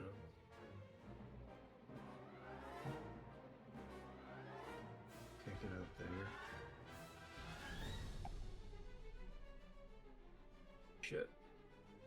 It's like a goddamn chess match. Yeah, I've been going through 10 minutes of like possibilities, and none of them seem good, dude.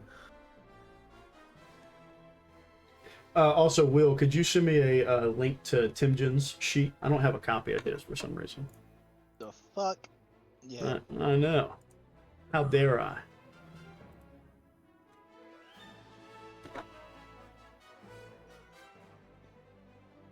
How do I do that? If you open up your library and go to his sheet, like if you open up a new tab, go to your library and open up a sheet, you can just copy paste the link at the top in the URL and send it to me.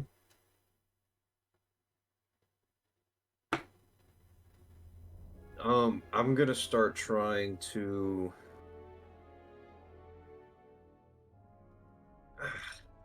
If you like where you're at right now, I have a check for you. I like these. Let's go. All right, JukeBi. Please, if you would be so kind, give me a perception check. Add your force die. 3 reds.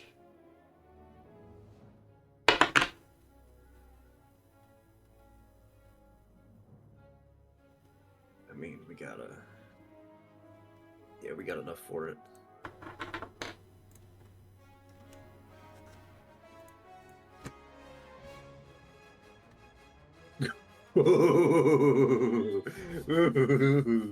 That's big. Ooh, baby.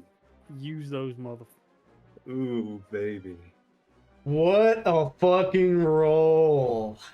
Oh, 2 successes, 2 threats, 1 triumph, 2 dark side pitch. Please describe my feeling before I decide to use these dark side pills. So Describe what I see. earlier this morning, you were able to reconnect with your cute little feeder and had some trepidation come from Squid him. Nimmy. Squid Nemi, yes. And I will say, you want to use these points, you will probably get a more immediate reaction of fear from it at this very moment.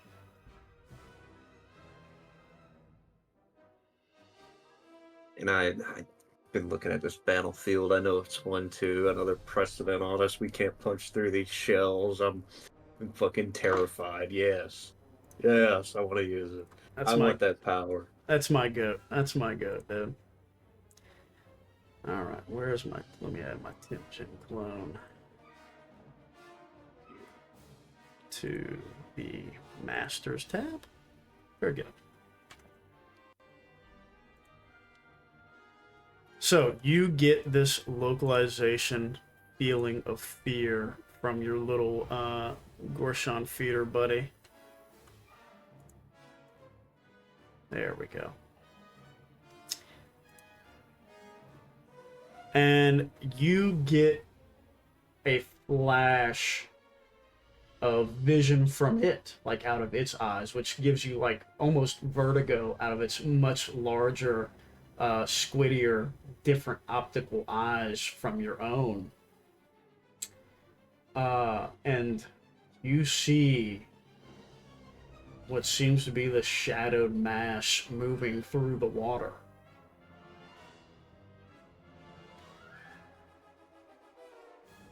And it's like hiding behind a little rock or something, and you can see the big Gorshon feeder, the original, the mother one, the very first one, beginning to sort of cower in fear, not able to escape or run as this mass approaches it.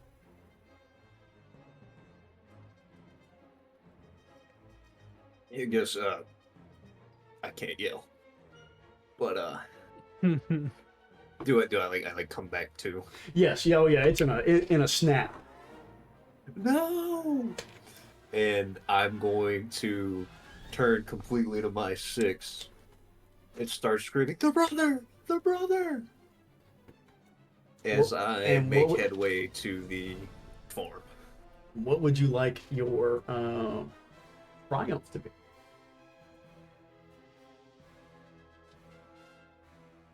I count 10 heartbeat.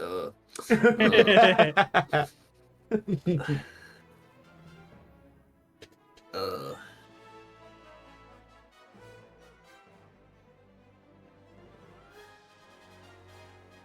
Timjen's coming with me.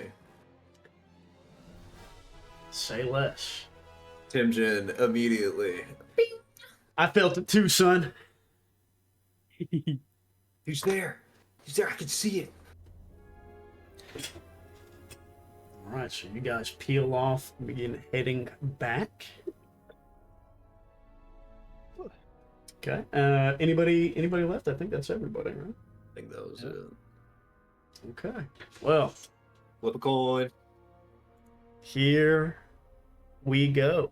Can we flip a coin? What you mean? It is Yeah, we mass? flip a coin. two yellows, 1 blue, 3 purples, 1 black. Yeah, we flip a coin. Flip a coin. Okay. Did somebody spend it already, or do I need to flip No. it? Okay, I'll You flip it. got it. So that's a green and a blue. That's 3 purples, 1 black. And Gotta win out. We gotta win out. I gotta slide one over here. And we actually have 2 blues. Because the Enclave has arrived. Well, maybe. Oh. No! No! Fuck. Music change. Damn, Dom got that taper fade. What the hell? I'm gonna taper fade. I can't see it right now. Hold on. My boy fresh as hell. Boy, he's fresh as hell right now. Ugh. Fresh new motherfucker. Hey, give me 5 seconds. Okay, go ahead. Oh, I'll wait. Alright, I'm gonna take a quick bio then. Hey, yes, we can. Hey, quick bio. Quick bio. As this phase of the combat is going to end, quick bio. Yes. I can't believe this shit. Yes, bro. Yes, bro. Yes. We're losing. Yes. No. Yes, goat. Yes. I'm about to try. I got an idea on my next turn. Well, that's good because Kahl, you're about to be in a really bad spot. Oh boy. Yeah, am I? Well, considering that your line is about to fall and be overrun and you're 50 yards away in enemy territory, yeah, it could get ugly for you. I'm sure, but I've got an idea. I love ideas. I can't Oh. believe this. The shit. cor- I the can't correct- believe this shit. The Carestrians, above all else, respect strength. So I got an idea. Yes, but there is somebody here stronger than you that they might be more scared of. Yeah, Uh, I don't like that.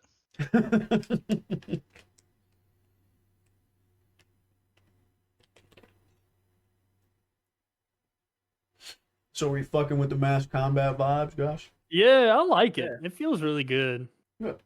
It's engaging. We feel engaged while this big while we're not so, zoomed in on our characters, but we still feel active.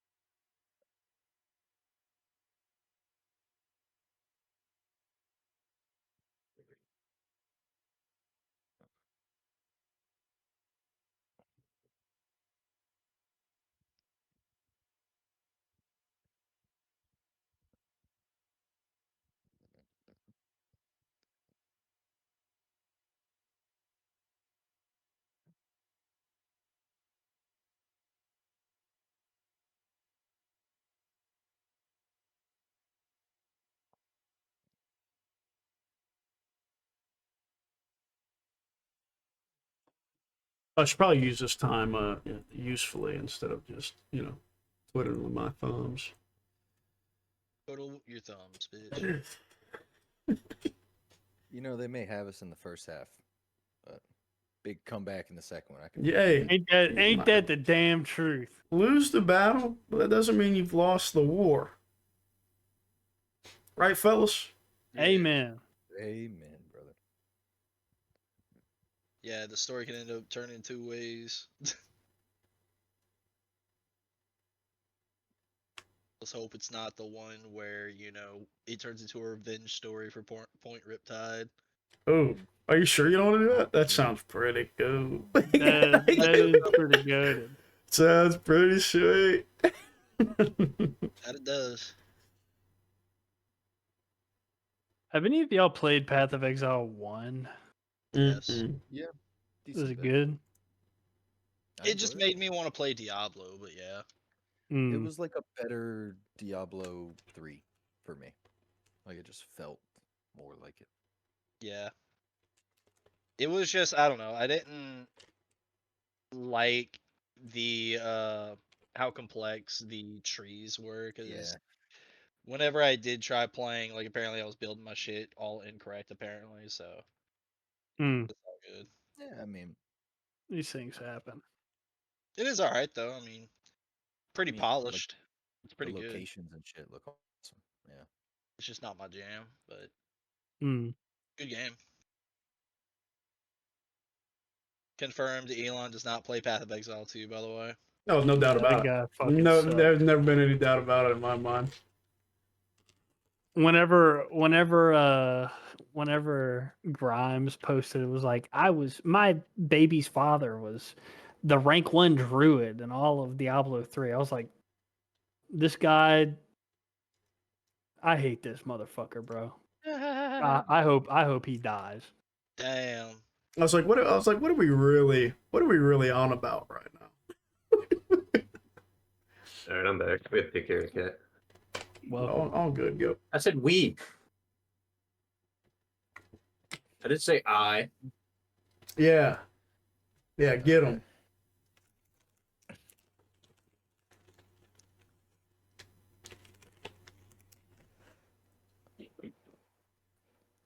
welcome back to the losing team, Dom. The big L boys, the 1 and 3, man. Can't believe it. Regroup, man. It's not over yet, boys. It's not over yet, boys. Now we get to do our tactical retreat. Expeditious retreat. This is what we want. We wanted to retreat, right? We're Napoleon. We need air support. They're the Austrians. Amen. Now we just need to get the Germans. Dig?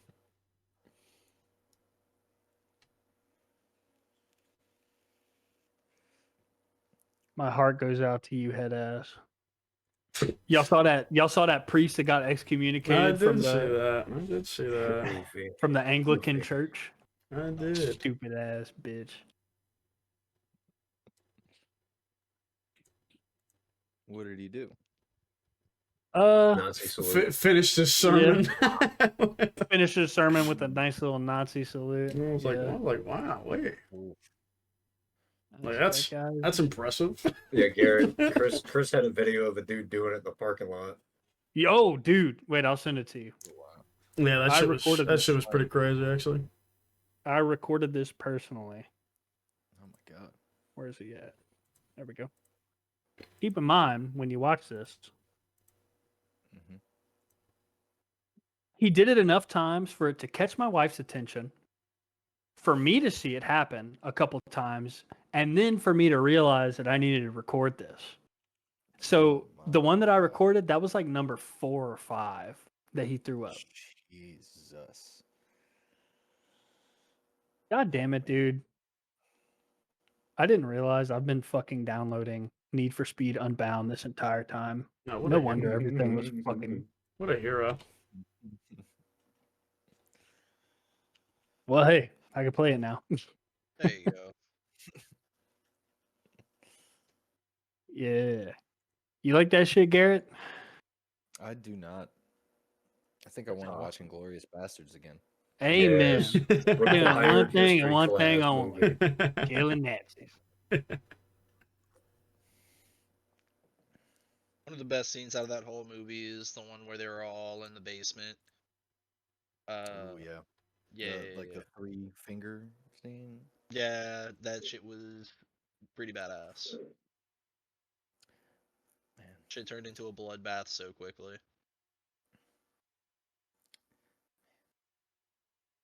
All right, That's boys. right. Are we ready? Mm-hmm. Yep. Let's get back to it then.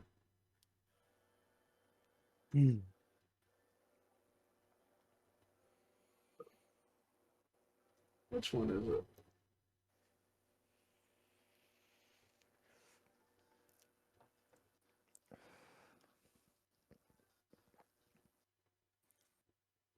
Real quick though, it is reminding me. Do you guys remember an idea I had at one point to do in a like Call of Cthulhu like World War II era thing? I think so. Yeah. Maybe. It was like an idea I had way back.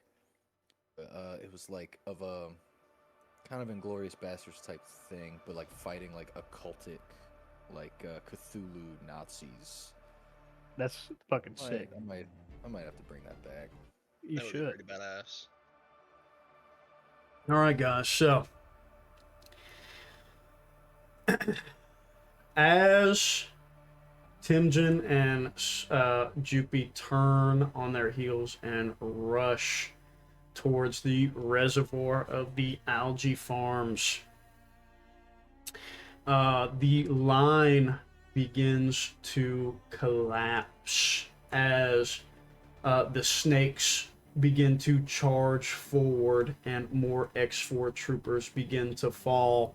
One of the Sambar Enclave members also goes down, forcing Mejani and the others to fall back closer to the line. And just at the point where everything is about to collapse, as Timjin and JukeBi, you scale the side of the reservoir and start rushing towards the sign in the very center of the water. Just like once before, you see the form oscillate this air in the middle as lightning strikes behind it of this 15-foot tall Fomarian, effectively ancient god, apparate in the middle of this.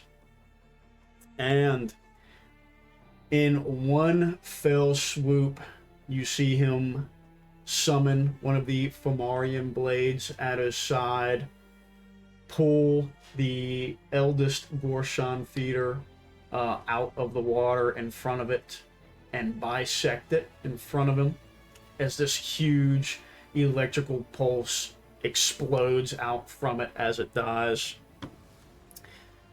And it turns, or he, Hithzo, turns back towards you guys, or turns back towards the front line, gives out a bellowing call, and he is going to launch a force blast right at the retainer wall on the other side, like behind you guys, effectively, cracking it apart as this part of the ocean saved from evaporating to continue the farms explodes out and over your line's head into the encroaching line, and this ocean that has been held back now and being used for food and electrical purposes explodes out, and a flood of water begins escaping away and in towards the jungle line. Many troops are caught in the deluge from your side and from the opposing side. So, you know, from this, things are getting bad. You know that the retreat probably needs to be called, as a adversary that is incredibly strong has appeared. and focus needs to be either regained or repointed somewhere else.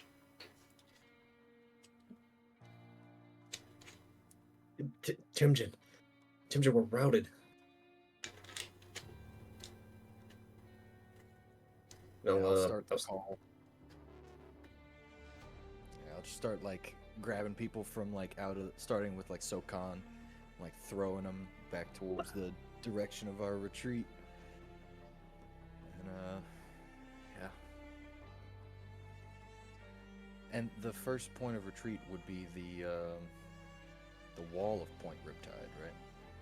So we have quite a ways. The jungle is now gone up into it.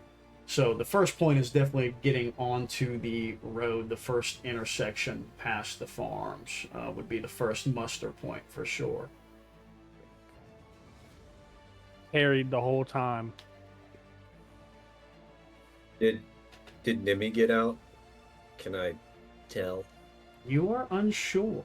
It doesn't look like he has killed any of the others.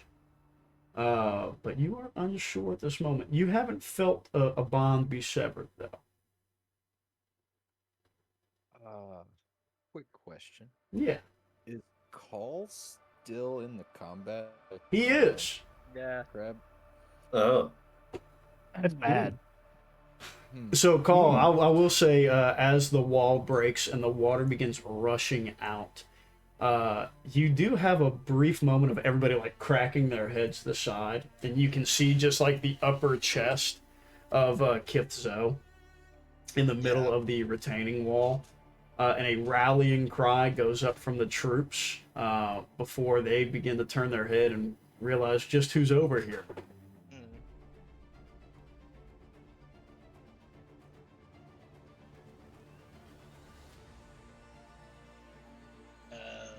I think Oziad's gonna try to cover his escape. Yeah, I'm trying to get the fuck out of there. All right, so, well, first things first, Kahl, go ahead and give me, let's see here.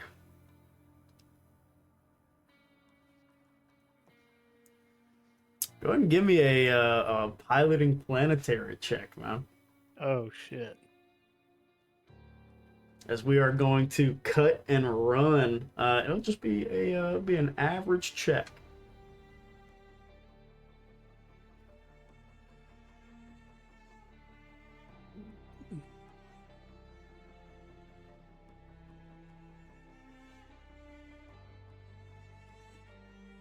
Hey, we win these.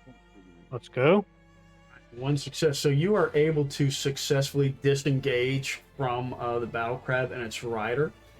You can feel like the sweat coming through the fur of the razor tail as it begins bounding, and you're having to sort of slice your way through the line. Right whenever one of the groups slides in front of you to try and stop your escape, they get blasted up into the air by the pulse rifle of Oziad behind you, and you're able to leap over one of the shield snakes and be able to join the retreat. Perfect. I just signaled towards Oziad with my sword. Cutting it mighty close, Kahl. Master Timjin had told me to give it my all. You did. Now, I think this is probably the big question here. Are we going to attempt to engage Kithzo and potentially save the farm?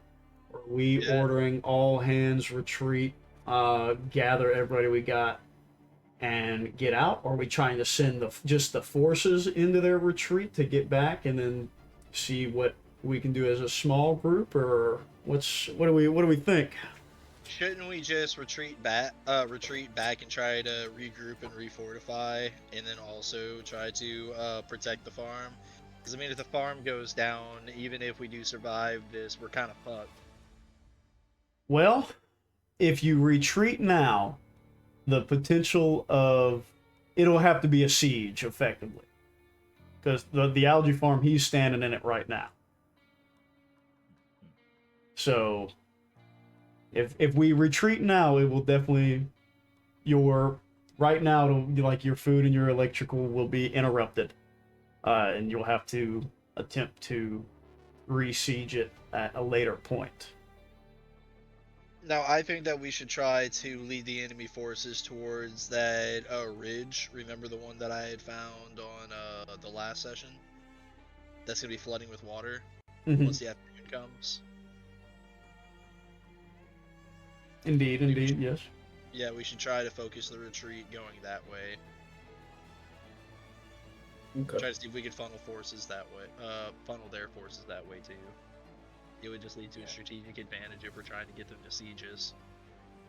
And I think for like Kithzo, like we need the academy, like as many Sunstriders as possible. With the small detachment of Mejani, well, then I just think we gotta cut and run while we can.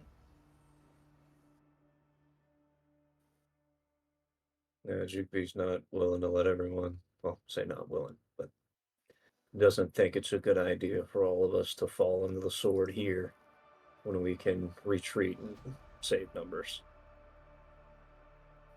Okay. So all hands retreat then.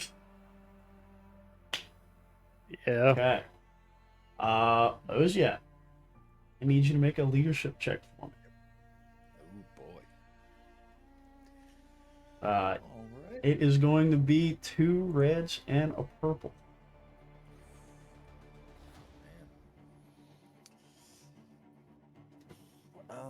Flipping one. Got 2. We win these, right? Surely. Oh man. I am, boy. What a time. Okay. Oziad. That was your roll.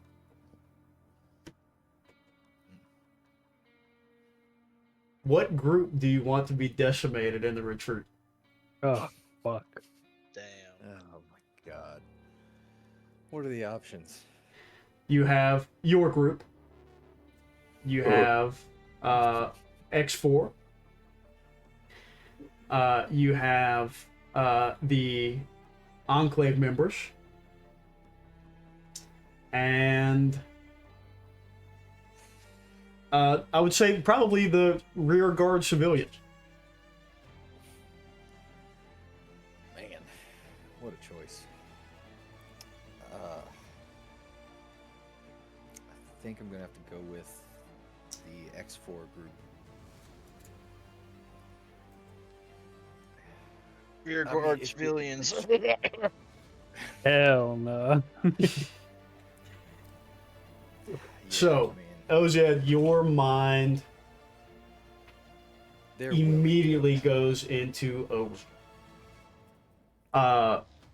Like with the front line, as your attention has been broken and the retreat has been called, your defensive line now is rapidly falling apart, and people are covering retreats, falling back, trying to get back into like the farm uphold proper, and it is working. You're able to get up there, but as the water begins to flow out, you know that Kithzo has an angle on you guys, and very much is wanting to make his way towards you guys and close the snare and encapsulate especially you and the other leaders. So I think you might make the command that nobody ever wants to do, and maybe order your fellows to hold out as long as you can, with the understanding that you might see some of them another day.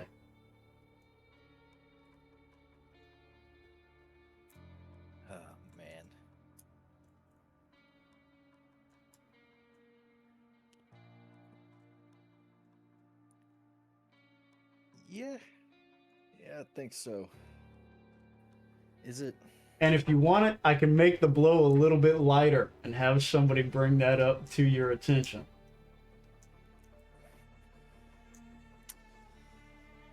I mean, God.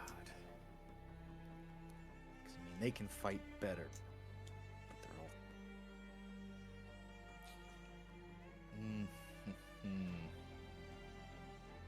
Yeah, I mean, I think that's just how it is. So, with your final command, you're not co-signing them to death or anything like that, but you are having to use them to retreat. And you're fortunate because as you group and get the rest of everybody, and you're beginning to cover retreats with the Enclave members, with the rear guard, Kithzo himself begins to rapidly make his way to that group, and he is about to climb out of the what's left of the receding water, and you see him like reaching his arm out specifically towards your group, and energy begins to cackle down his arm, and a massive red bolt slams into his side. As you can see, 4 of the X4 members have wheeled out one of the makeshift armament cannons and lanced him with it from across the reservoir. Immediately throws him off balance. Incredible burns cover up a lot of his scales, and you think like the dust shows, and you have that moment of hope that maybe he's down, and the dust clears, and he has the entire like cannon pulled to him with the guys and crumples it in front of him with the force and tosses it aside.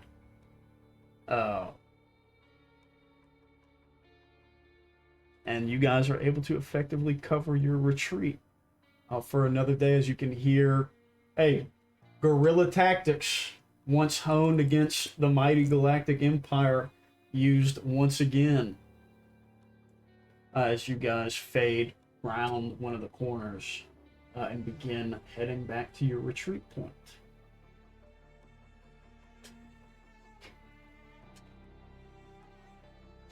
That was awesome. Rest in peace.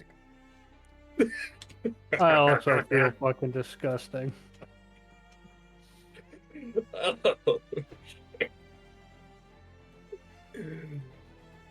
Oh my gosh. Press up to pay respects.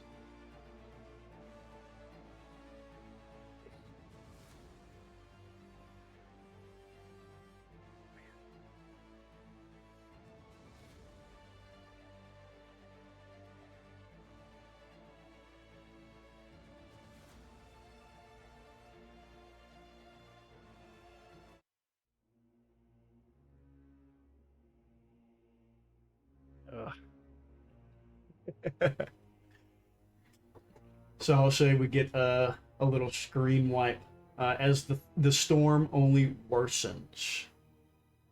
The rain gets heavier, the clouds get thicker, the thunder and lightning proceed heavier and heavier as we get a little slide cut to the intersection, your first fallback point. And now you can see smoke beginning to rise from behind you, where you know probably some of the buildings of the farms are up in flames now.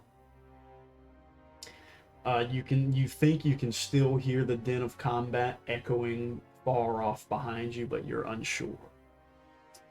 So with you, you have your rear guard, a lot of the farmers, the workers there. You have the Enclave members with you, and you have your group. But now you are certainly missing probably a third of your original population there.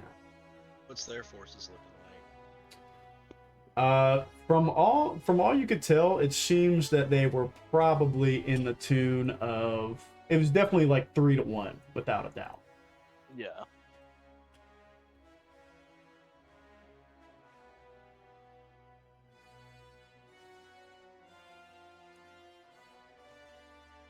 Do we still have comms or no? I have plenty of comms gear. Don't know if it works. I have a Shockhold hardened comm link. I would say you'll probably have to use that. Your backpack unit probably on one of your X4 guys. Yep. So yeah, I would say JukeBi has his hardened up link. Yeah. This is straight to our X4 base. Yeah. Yeah.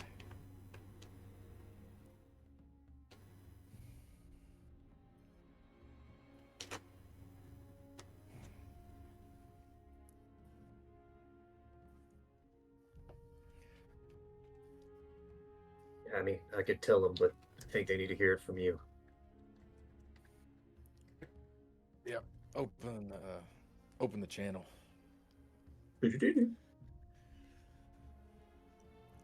Riptide. Commander Oziad here. Anybody read?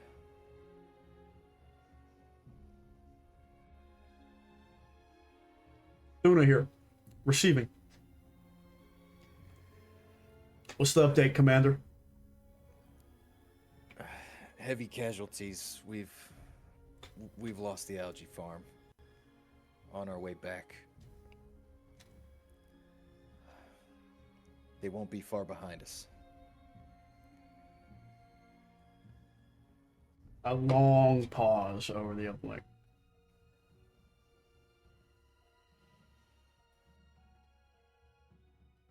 Confirmed. Do we need to send a detachment to meet you? Negative. Hole up while you can. We're en route. Confirmed. Make it back.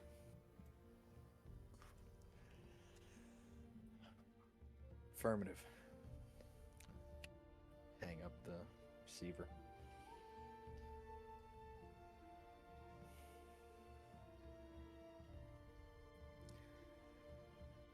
All right, squad, let's double time it. Now, at this crossroads, you know that if you continue heading south from here, the academy is that way.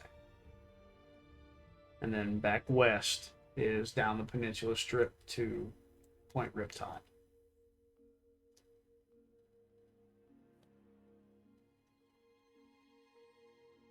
By all means, your next target is probably unconfirmed.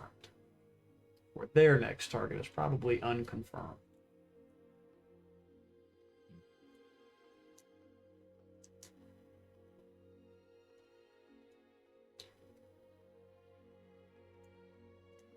Commander, they may try for the Bafford tree next.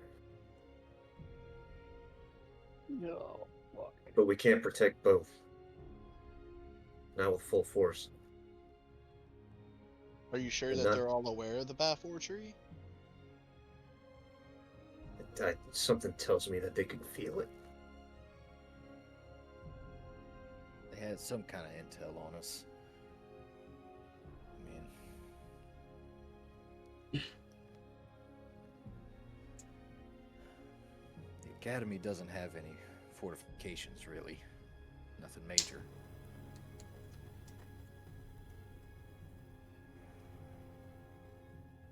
Opinions, everybody? Sokaan, what do you think? Oh. I don't know, Dad. I just keep imagining Bobby Hill over and over again. That's kind of it. I hate you guys.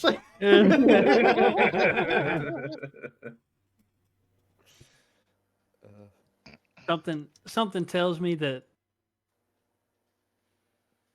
I mean, obviously, the people of Point Riptide are the most important thing, but maybe that tree can help us. How do we deal with that?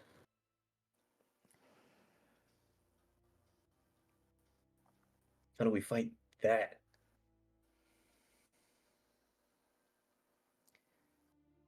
If we can get as many academy members as possible to go up against Kith Zo, if we cut the head off the snake, maybe. But there's 3 heads.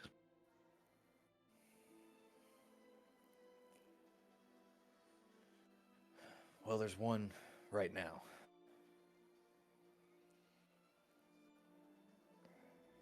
What of the rest of the forces?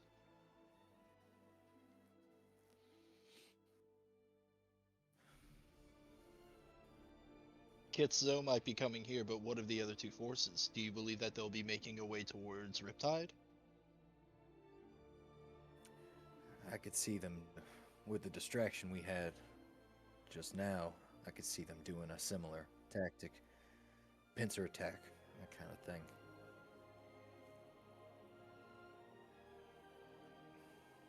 If I'm gonna die, sir, I want it to be with my friends at Riptide.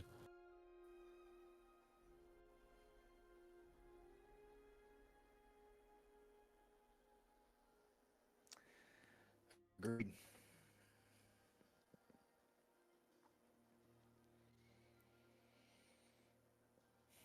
Will, Yes. what do you think Timjin does? Oh man.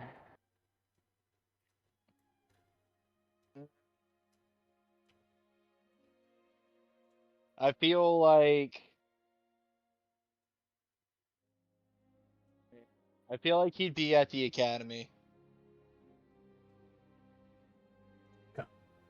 So as you guys are conversing, Mejani actually will approach you, Oziad. Commander, I assume? That's right. Mejani, right? It appears Can't my thank you enough. name precedes me. Sokaan gives her a little bow. She returns it. The JukeBi as well. She downcast her eyes a little bit. I apologize, we did not make it in time. We received a warning through the force or through the flow and came as soon as we could. Only wish we had arrived sooner and could turn the tide.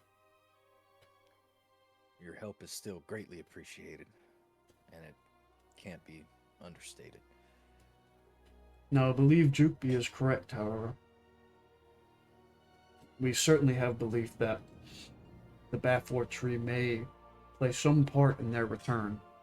I think it would be unwise to leave it undefended.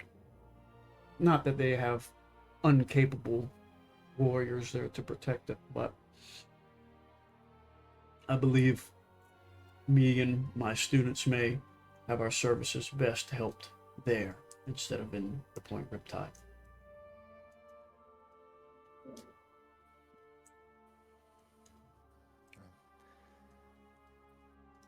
That sounds good to me.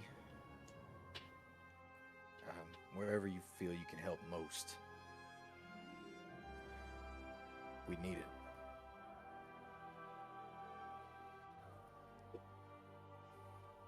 it. You know, Oziad, Jim saddles up to you,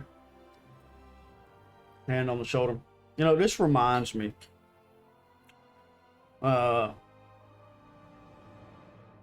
You know, there was a time on Arcanus. Things had gotten real bad. You know, big cult wave attack, and we were right in the middle of it. Things just went from bad to worse. And they just kept getting worse and worse and worse.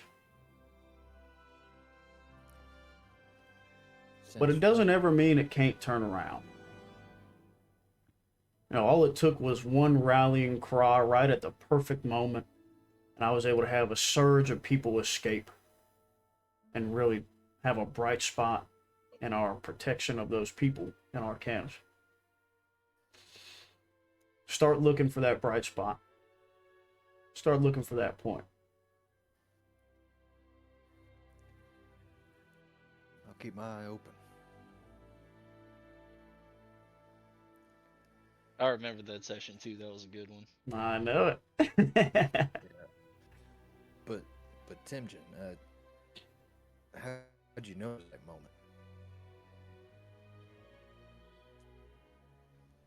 moment? Just gotta feel it. It's gonna come together, I promise. You're gonna feel the rise. It feels like the scope of self opens up, and you can see the juncture in which you have to strike. You'll notice it, but you won't see it until that very moment.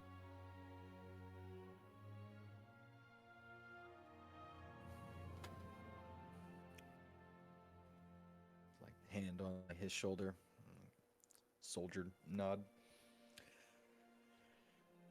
Okay.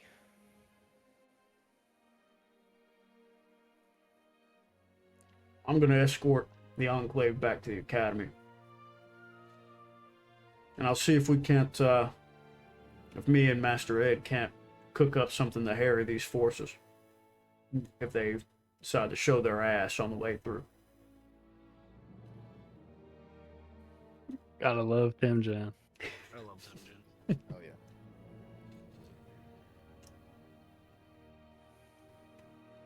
JukeBi, Sokaan,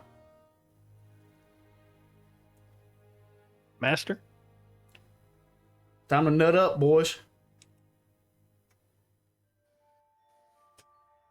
Do you have any wisdom for me, Master? Kahl. You forgot I was there. Yeah. No.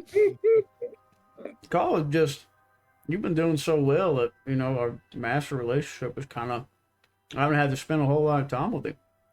But, son, you're a Tyor now. You don't have, you can just call me Timjin. You don't have to call me Master anymore.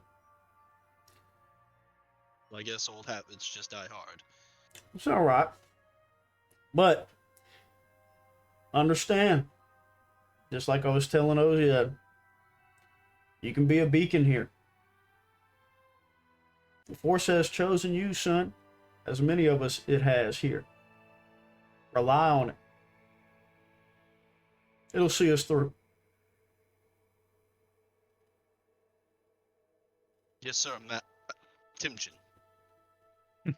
Actually, that's weird. No, call me Master. That's, yeah, you know, that's. Yeah. It didn't feel right to me. I didn't like that. Okay.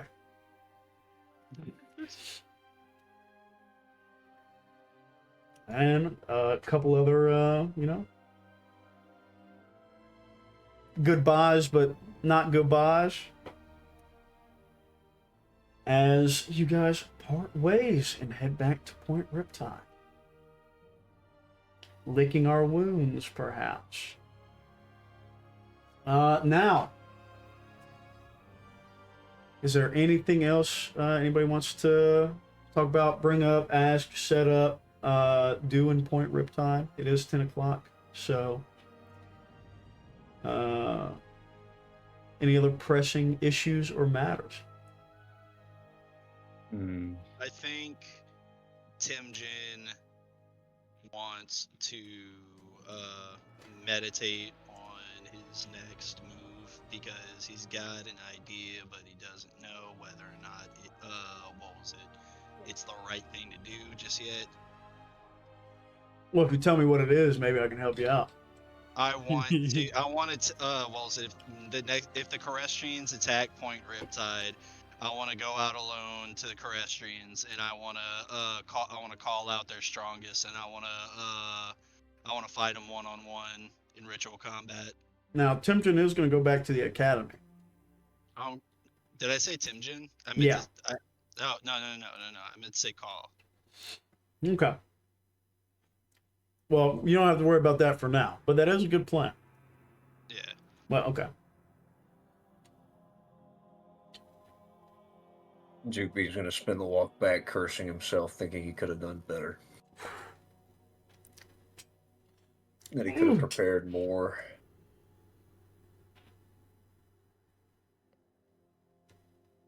I think Oziad's just like repeating the names of the X4 squad. Oh. Oh. Oziad, you know, a lot of those guys you've known for years.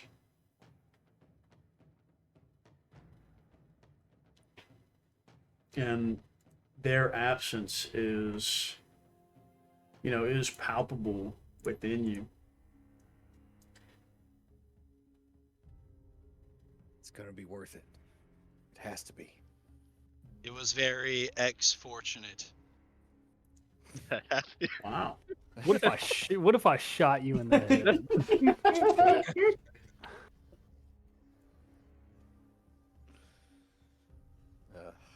Sometimes, Oziad, it wasn't any easier whenever you were barely a young man, a teenager, you know, fighting against the Empire. It's not any easier now, but sometimes victories carry a cost in lives. And you never want them to, but it's something that a commander has to deal with often. And it's something that you were used to 20 years ago. But to have a fresh scar that you've mended and healed be torn open anew is harrying to you.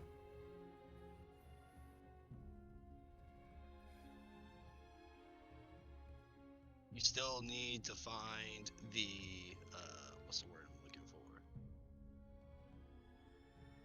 Oh, what was it? You need to use their deaths to to steal the end goal. They fought for Point Riptide, so you have to see this through. Mm-hmm. Has to count for something.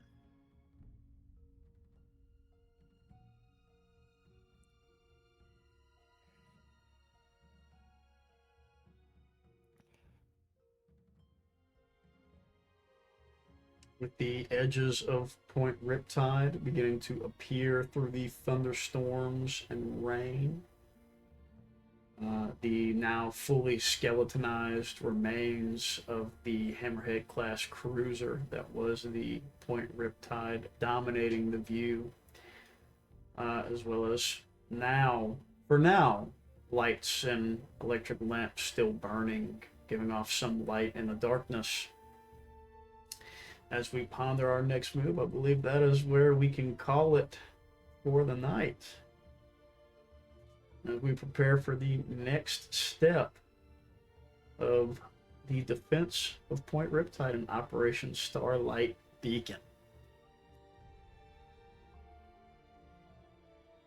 Operation Make the Party Cry. It's crazy. It's not often that we flat out lose. Y'all thought I was joking. This shit- It's gotta That happen. shit- It's gotta I happen. really thought we could take it 2-2, dude. I thought we had the dice. I was in that. We motherfucker. usually have Dude, the dice. that I was feel you, that was dude. a hell of a last mass combat roll though. Like it was on the knife's edge too. I think each one was like a 1 fail too, right? Let's see. One Yeah, fail. yeah, one fail. They say we still did pretty good given the 2 being failures on so the first. outnumbered, Yeah. Yeah. Big time. and we still haven't lost yet. Fight's not over, boys. We lost the fight, but the battle is. But the war is not over. Amen. Just beginning. Time for the Battle of the Bulge. That makes me want to play the voice clip from the end of Last Jedi. The rebellion is reborn this day. Ooh, shit. All right, boys. Hey, well, thank you for joining us whenever I eventually get this up on the YouTube. It's awesome. It's great. Love being here. Hopefully Noah's back next week. Gazir was fucking up some Fomarians, I'm sure. He was around. He was there, yeah. And yeah, tune in next time. See if we can stop the slide and protect our friends and family. Take care.